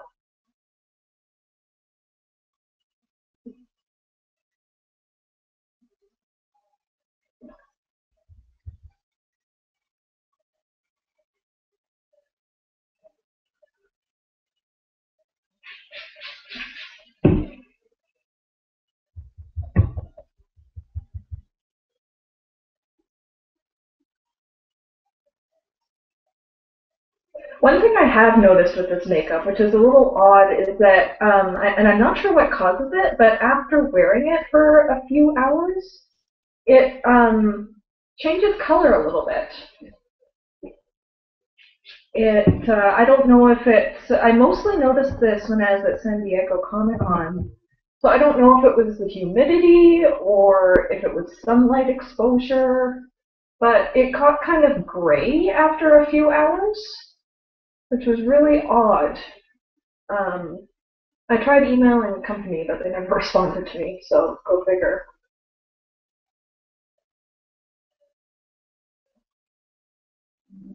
So I don't know what that was about, but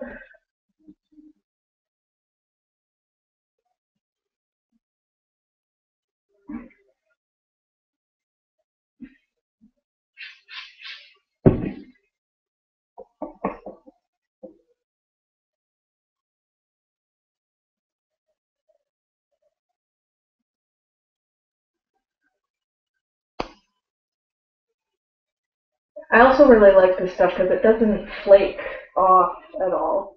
I know there's some makeups out there that will flake off, like they'll crack or whatever, and this one doesn't, which is really nice.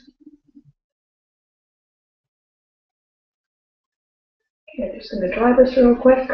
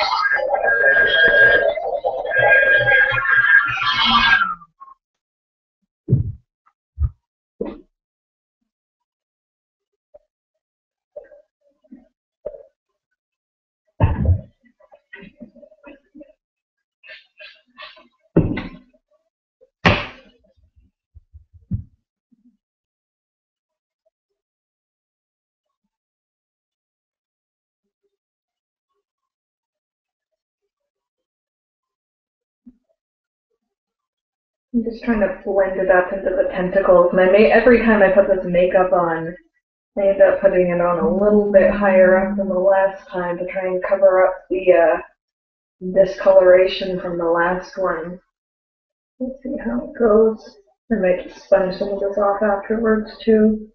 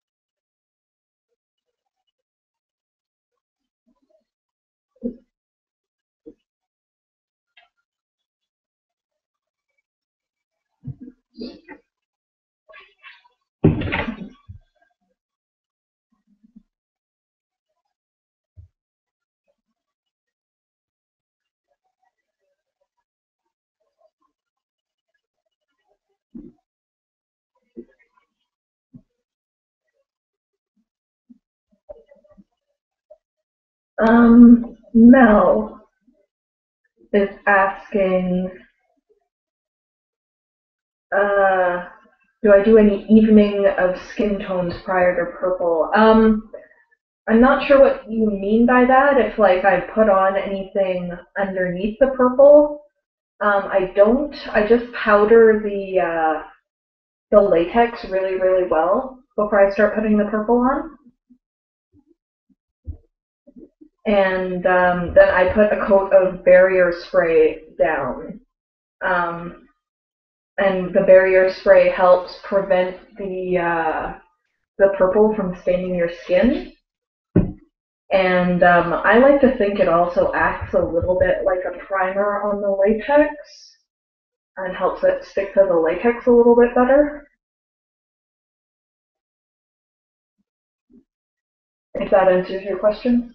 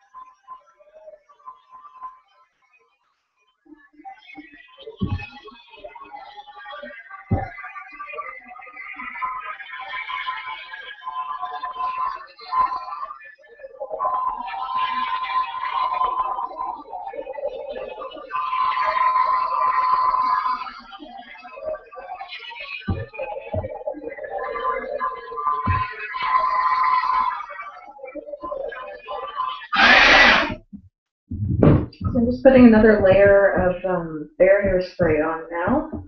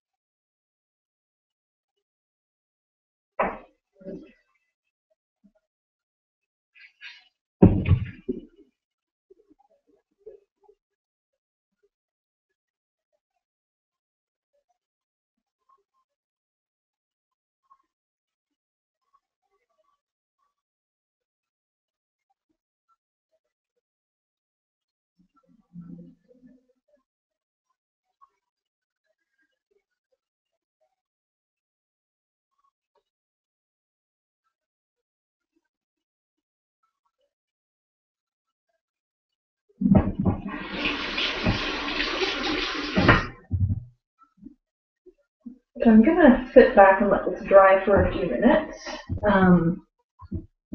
Because what happens sometimes when I'm just a little tiny spot in my eye here. What happens sometimes when I go to start doing my eye makeup right away is if I like touch here to pull my eye out to put eyeliner or something on, and the makeup's not entirely dry yet, I just pull it back and there's a big fingerprint left there, so I'm just gonna let that dry and hopefully that won't happen.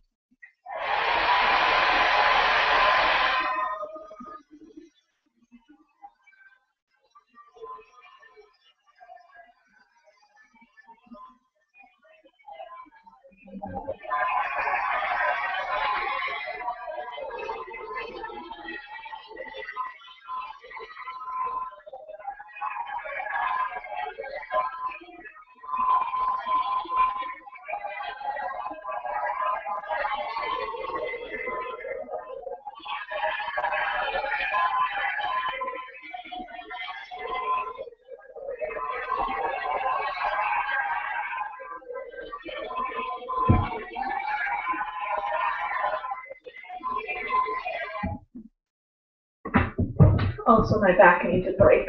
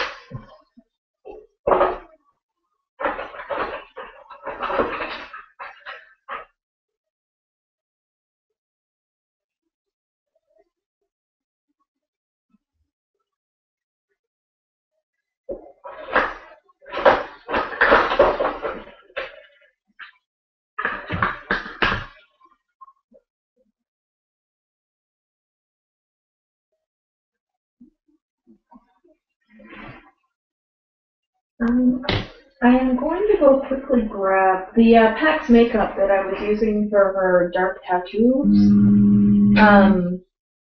Has all dried up on me, so I'm going to go grab some more acrylic paint, and I'll show you guys how I mix that up.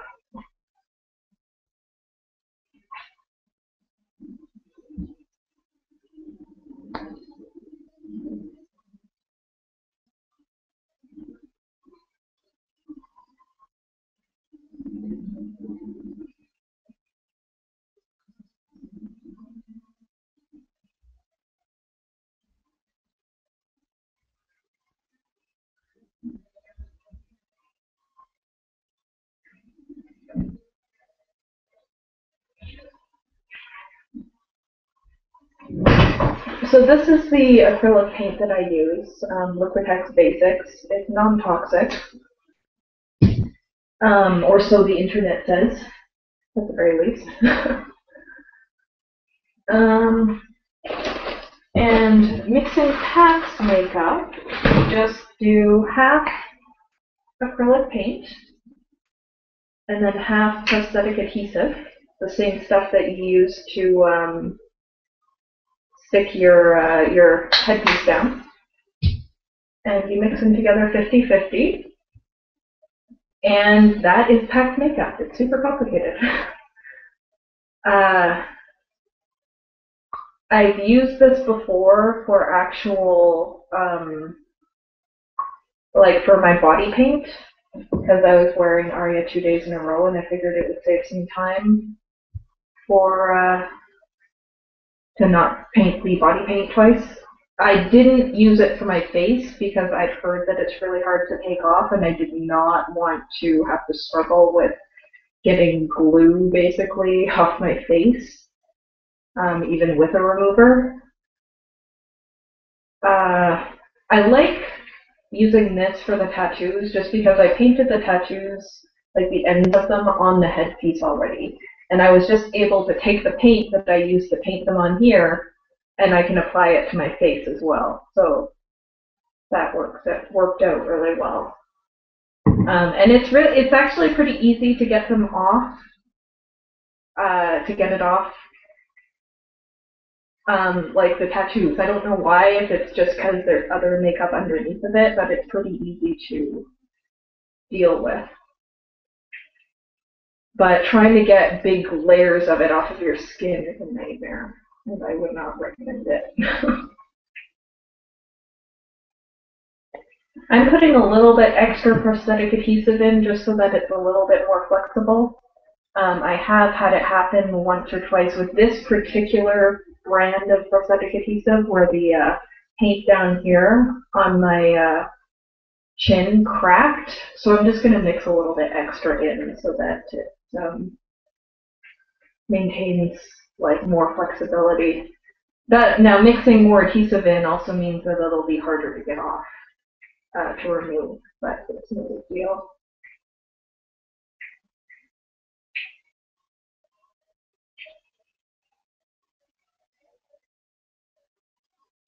I'm mixing a corgi hair into my makeup. That's awesome.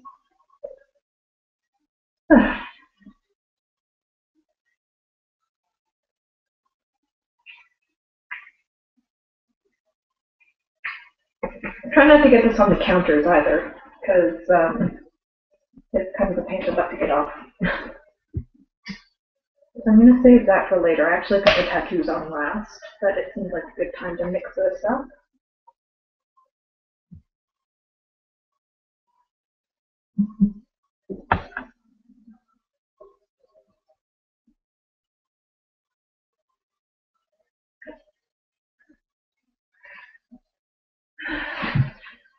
And I think my purple makeup should be dry enough now. I'm just going to go dig out all the other stuff that I need for it. Usually I end up using, I picked up this cheap purple palette of eyeshadow that I use for contouring and that kind of stuff.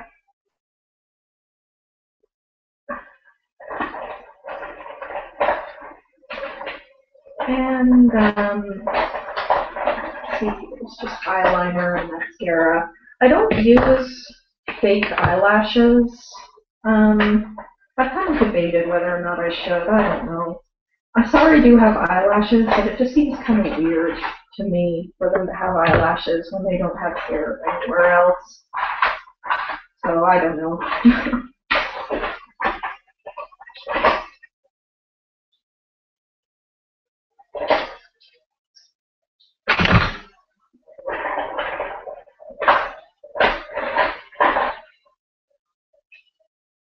Okay.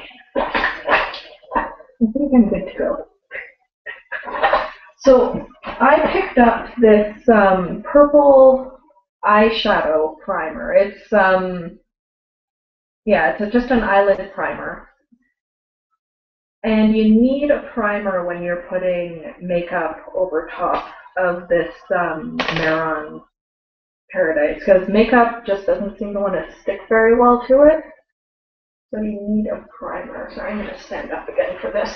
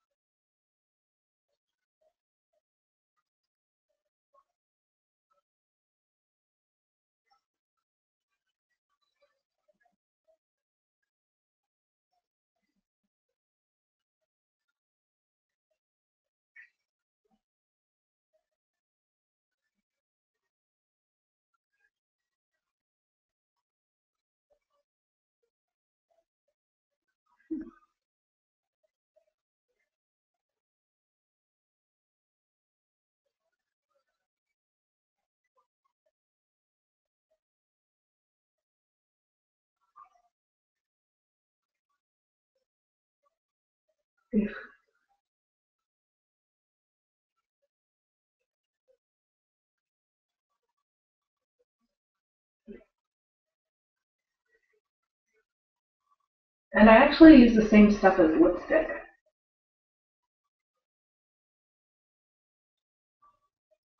It's a slightly different color than my makeup, so.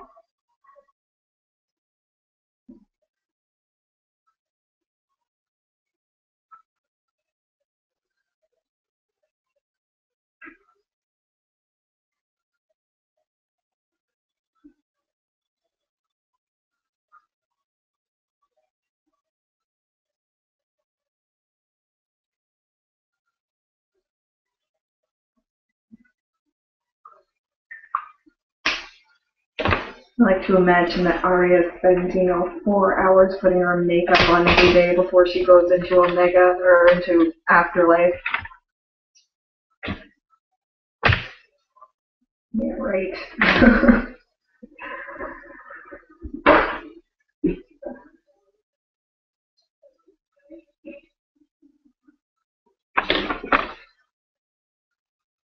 And I haven't done this makeup for a long time, so I'm kind of going to play it by ear how her eye makeup looks.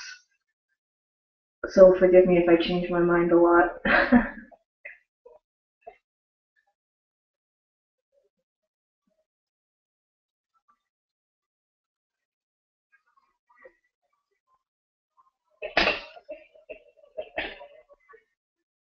Looks like I'm doing good for time right now, though.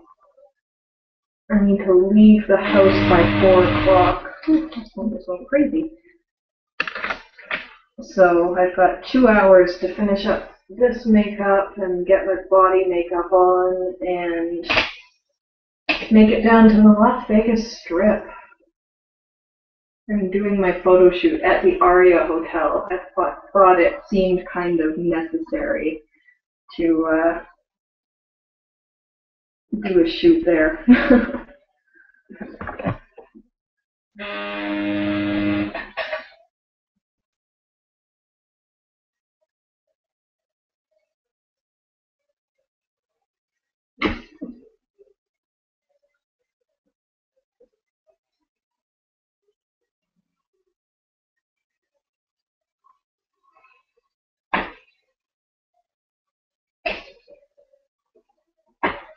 Wow, the viewers sure stuff shot up here. Thanks for coming in, guys.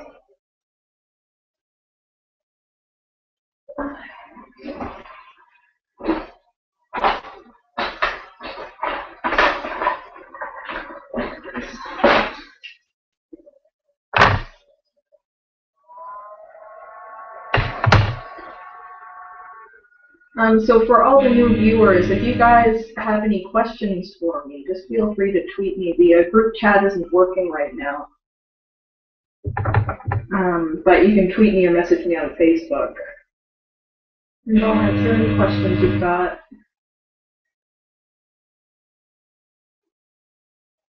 Go.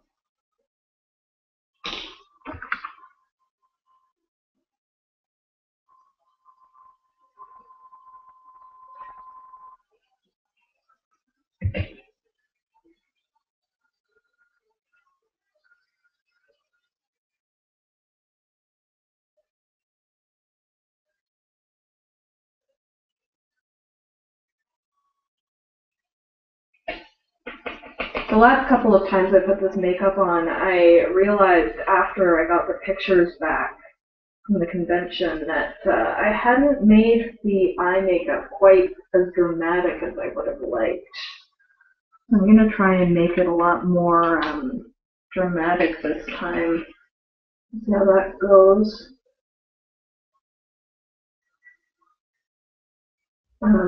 I want a much darker look than I had before. Like I said, it's been so long since I put this on that I don't really remember what I did last time.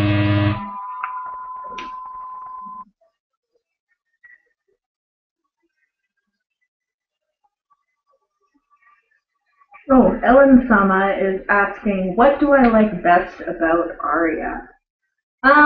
I just really like that she's a badass, to be honest. She's just a really strong character and doesn't put up with any bullshit, and I can appreciate that. I'd have to say that's probably it.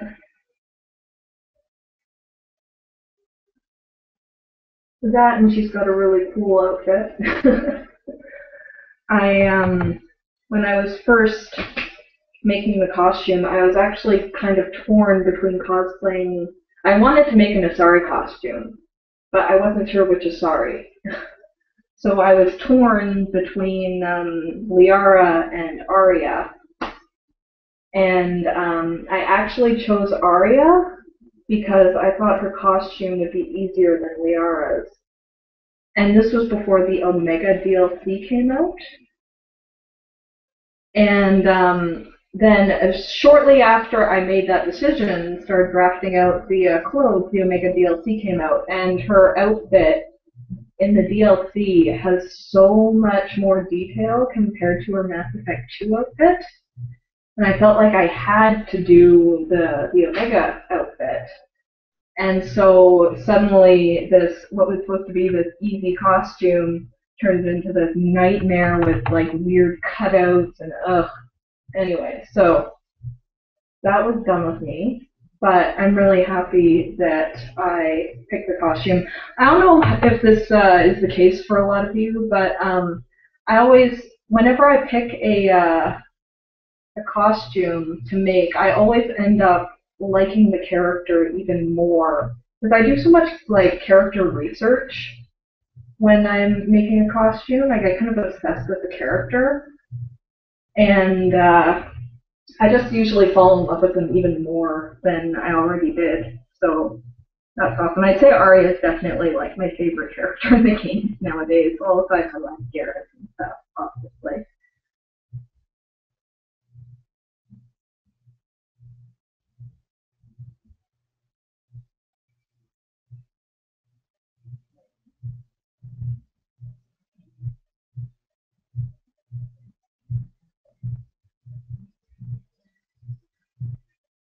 So yeah,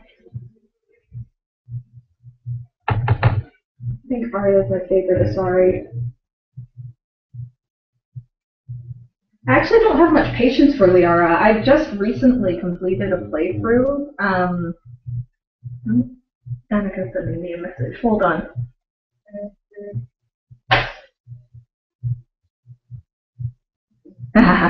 Danica says, I'm not alone in character obsession, and that she's guilty of that too. So that's good to know. I'm happy to know I'm not alone.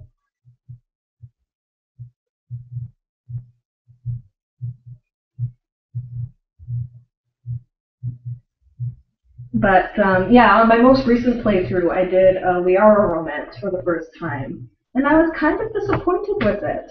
I guess I just had higher expectations because she's supposed to be like everyone's favorite romance and all that, and I don't know, I just wasn't that into it. And I did the whole loyal romance, the whole DLC and everything, but I just wasn't that keen on it. I actually think Mass Effect 2 Liara is my favorite out of everyone. Out of like her out of the first. Oops, I'm dropping everything. Is my favorite Liara out of all 3 games because she's most similar to Aria in Mass Effect 2. She doesn't put up with any bullshit. She just, yeah.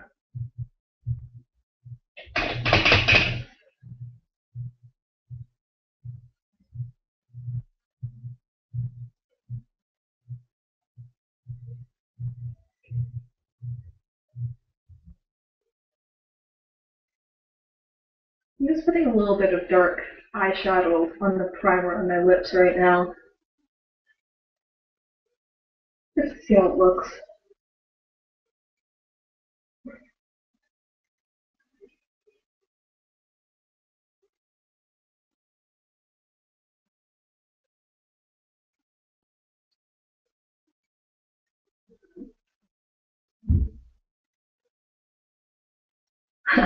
Danica's saying that she's got a figurine of every character that she cosplays as, which is awesome.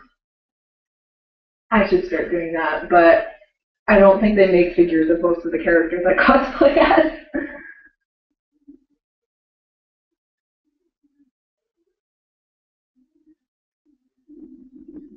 Which is too bad.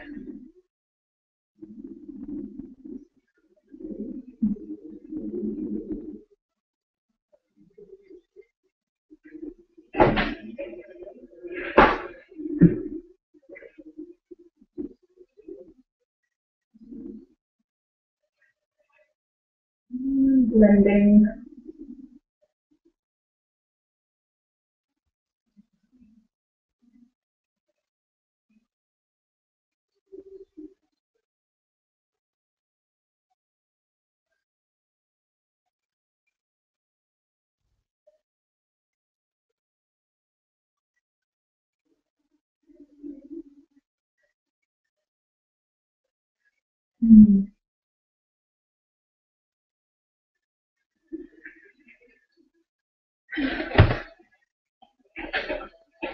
Got this kind of weird eyeshadow line now.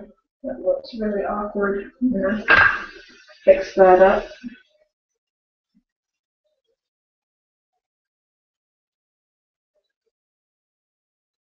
Yeah, I'm really excited to finally be doing a shoot with Aria. I had originally been planning on doing it last year, but after going to 3 different conventions, I was so sick of putting on this makeup that I just couldn't bear the thought of putting it on for a photo shoot.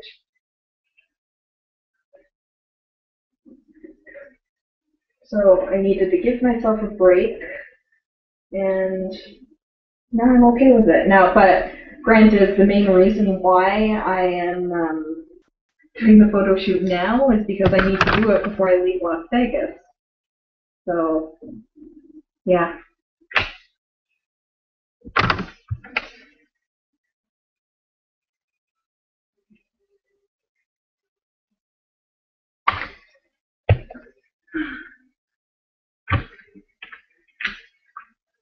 I'm gonna check my messages real quick.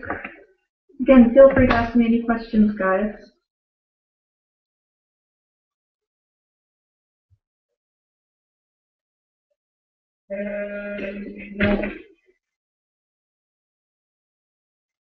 Oh, Danica found a figure of Aria. I think it's a custom. I think I know what you're talking about, though, Danica. I think it's a custom-made one. Yeah, I've seen that before, but it's super cool.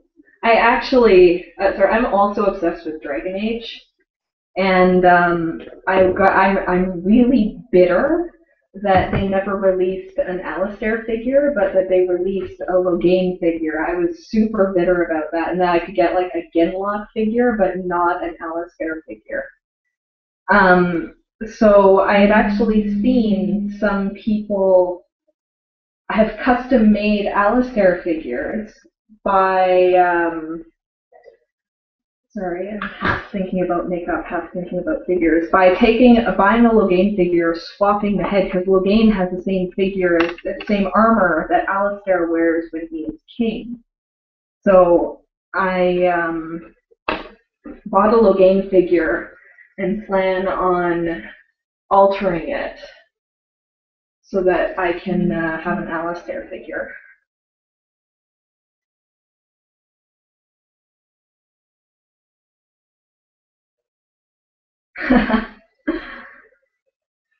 And yeah, Danica's agreeing with me. I think any Alistair fangirl out there is really angry that they could buy a Genlock figure before they could buy Alistair. And I suspect they never actually released an Alistair because their first series of figures sold so poorly because they didn't have any good characters in it. The only one that you could get was like Morrigan, and I think that was about it.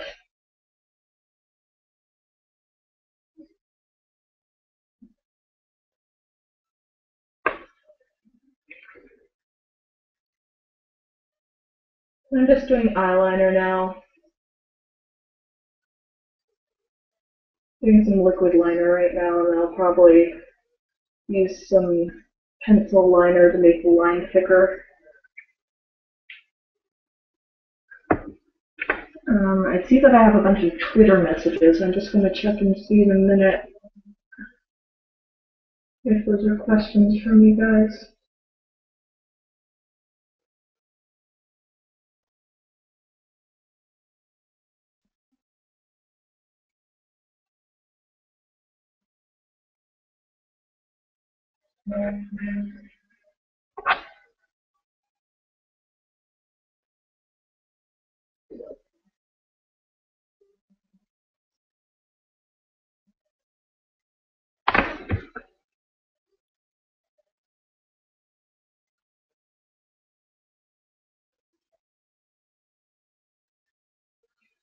So Ellen Sama was asking if I put my prosthetic on by myself. Yes, I do, but I need help to do the body paint.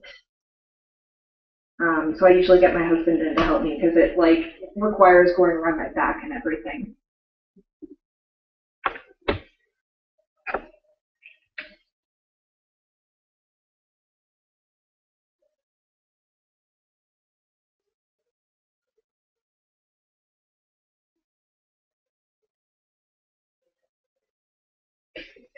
Danica is saying that there weren't that many great characters in Dragon Age 2. I'd have to agree. I don't know, I didn't have the same happy feelings about Dragon Age 2 as I did about Origins. Origins was actually the first BioWare game I ever played, and that set me on this huge, spiraling, I don't know. I wonder if I shouldn't have ever played any BioWare games if this is what my life has become. But I was so enthralled with Dragon Age Origins, and I still like Dragon Age 2, but there was a lot of stuff that I didn't find that appealing about it as well. So.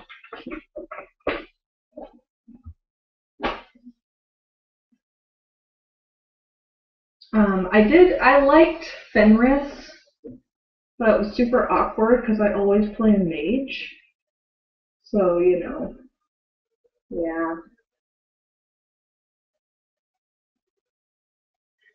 I do have to say, Dragon Age 2 is one of the only BioWare games out there that I did not feel the immediate urge to restart as soon as I finished and play again. Like with Dragon Age Origins, as soon as I was done, I wanted to pick it up again and start again, and same with all the Mass Effect games. But I never played Dragon Age 2 a second time. I still plan. I probably will before Dragon Age 3 comes out. But yeah.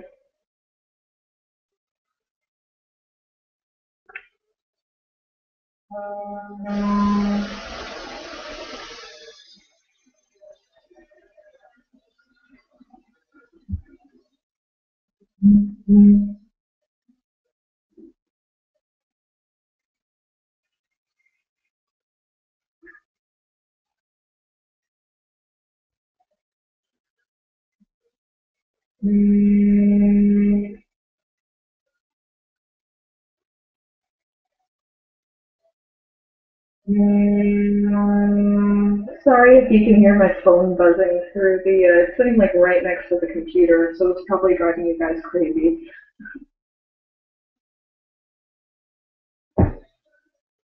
I'm sorry I'm not doing this on screen.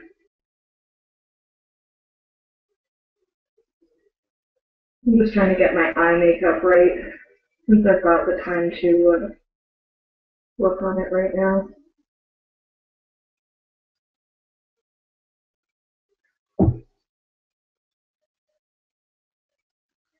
But I think Aria would have super dramatic eyes, so I'm trying to get that just right.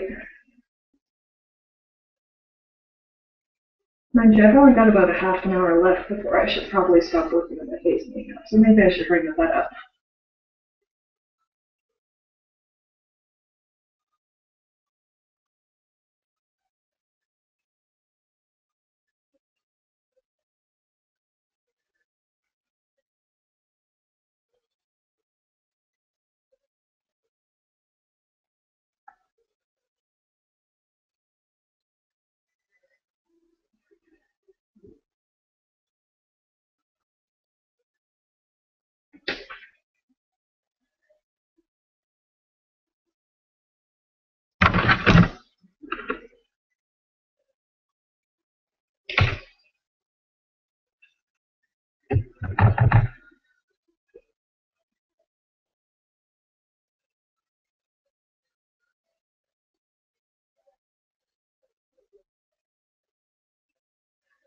So I'm just layering like black and purple eyeshadows right now.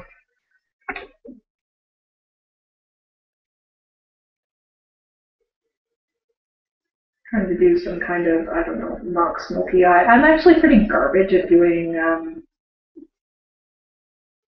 makeup like this, which is why this is all just one giant experiment for me.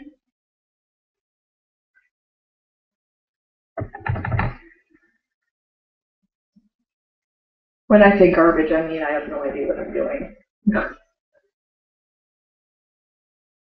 I'm usually pretty happy with the results anyway, but I don't know, there's just, cosplay is, I don't know, I feel like you have to be good at everything in cosplay. Everyone always has their different strengths and weaknesses, and I always see people like with beautiful makeup, and I go, man, I wish I could do that. But I guess I have to just take into consideration I've got my own strengths as well.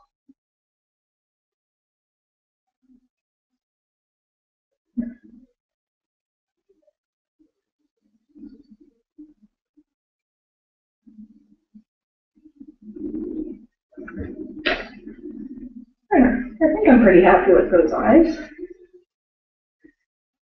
I'm going to put some mascara on real quick.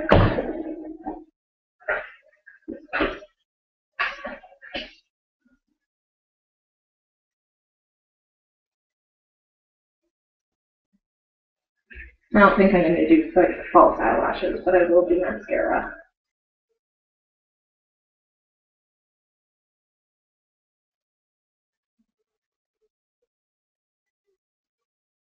I wish I could put some blue contacts in, but I wear regular contacts for seeing, and I just can't justify spending money on prescription circle lenses and stuff. right now. I'm thinking about getting laser eye surgery at some point, which would be pretty cool. But in the meantime, I don't know.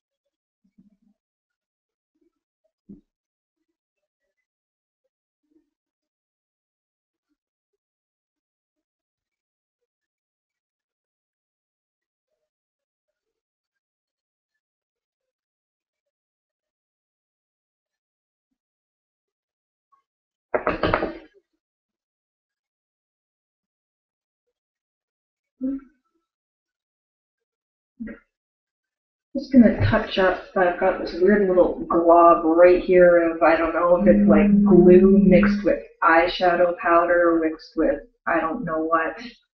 But I'm gonna touch it up real quick with some. You can use, basically you're using this like foundation, right? So you can touch up any mistakes that you do pretty easily.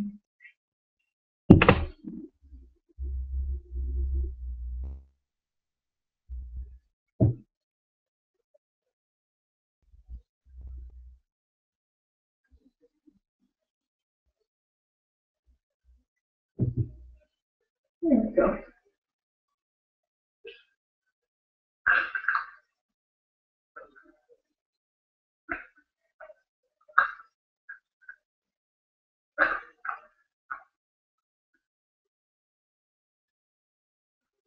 And now I'm just going to go on to contouring.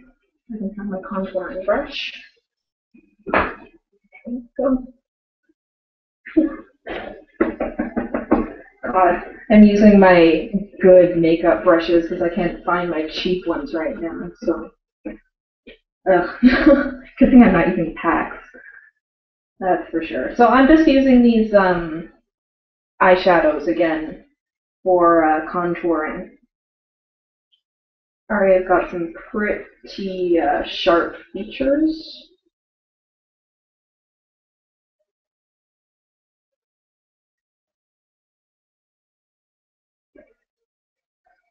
I'm debating looking into finding a primer for contouring as well, because it's so hard to get this makeup to show up on here.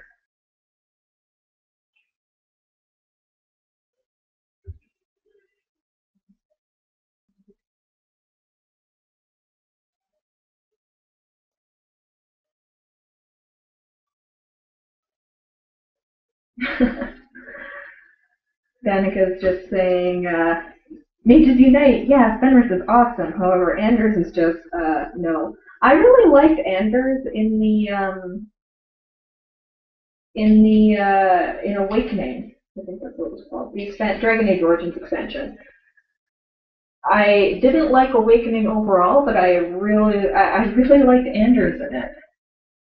But, you know what? I was really disappointed with the direction they took him in Dragon Age 2, unfortunately.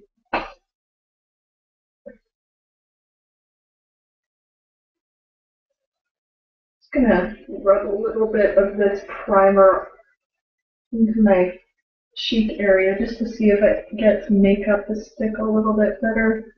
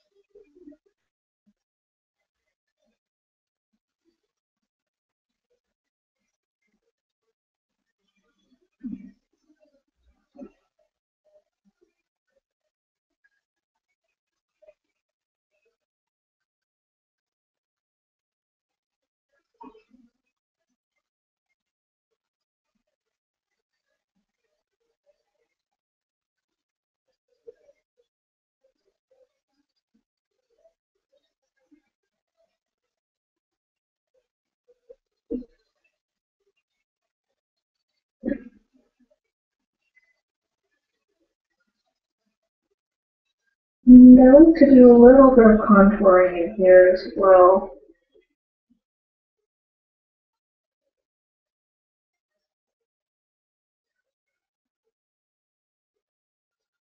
But I've got a really round face, and Aria's is anything except round, so anything I can do to make that less apparent, I take advantage of. We'll do some highlighting. I just use the lighter eyeshadows.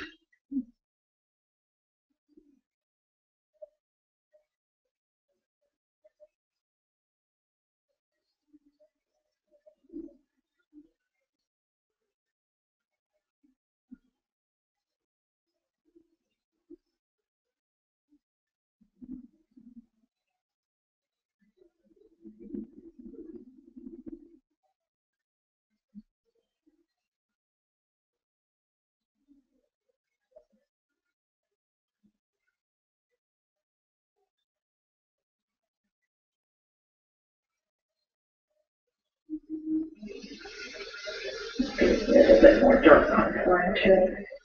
And I'm going through this dark eyeshadow like crazy.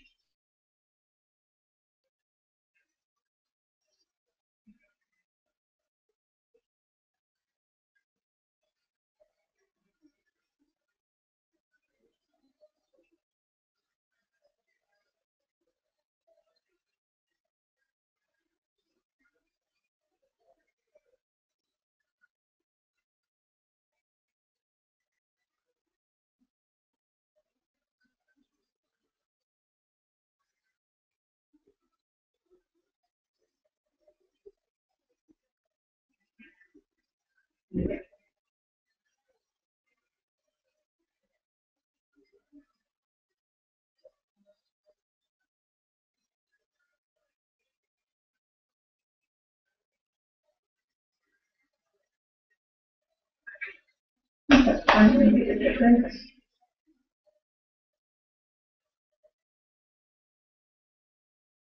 Right.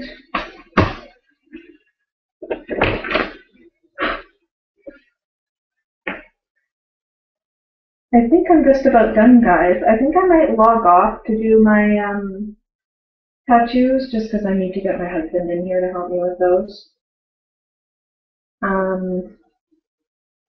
But yeah, thank you so much for coming in and joining me. I really appreciate you guys keeping company. I hope I was able to help you out. If you guys have any last questions before I log off, feel free to tweet me, or even after I do log off, you can tweet me anyway.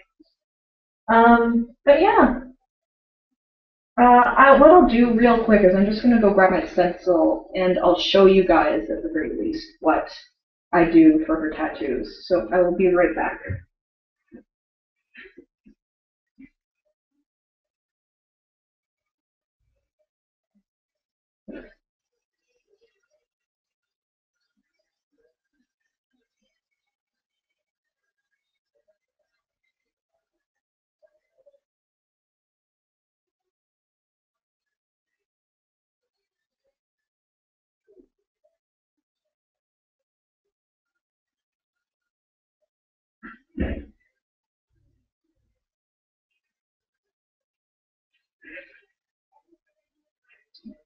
So this is what I use for the tattoos, and I literally just line it up on my face, and then my husband sponges the makeup in for me, and it's super easy. Usually I end up getting really crooked tattoos right here because my headpiece is actually a little bit off kilter, but fortunately it doesn't really make a big deal in pictures because no one really notices. And I've just used the PAX makeup for that. I was saying this earlier, but I'll say it again for those of you that weren't in. PAX makeup is just acrylic paint, this guy here, mixed with prosthetic adhesive. I'm using this stuff, it's Talisa's Beta Bond Plus, but I've used ProSave before in the past. You just mix them 50-50. And then it acts like makeup that's really annoying to remove and is waterproof and really annoying. But I like it because I painted the tattoos here in acrylic paint with the same acrylic paint, and so they will match my face. And it's not a big deal to take off a little bit of the pack. It's just a pain in the butt if you're using larger quantities of it. But yeah, so I'm gonna log off now. Time for me to get going and finish getting ready. Thanks again for coming out. If you have any questions or anything, tweet me, Facebook me, feel free to ask. And thanks so much for keeping me company. I'm really happy that you guys did. It made this a lot more fun than it usually is, so thanks. Bye, everyone.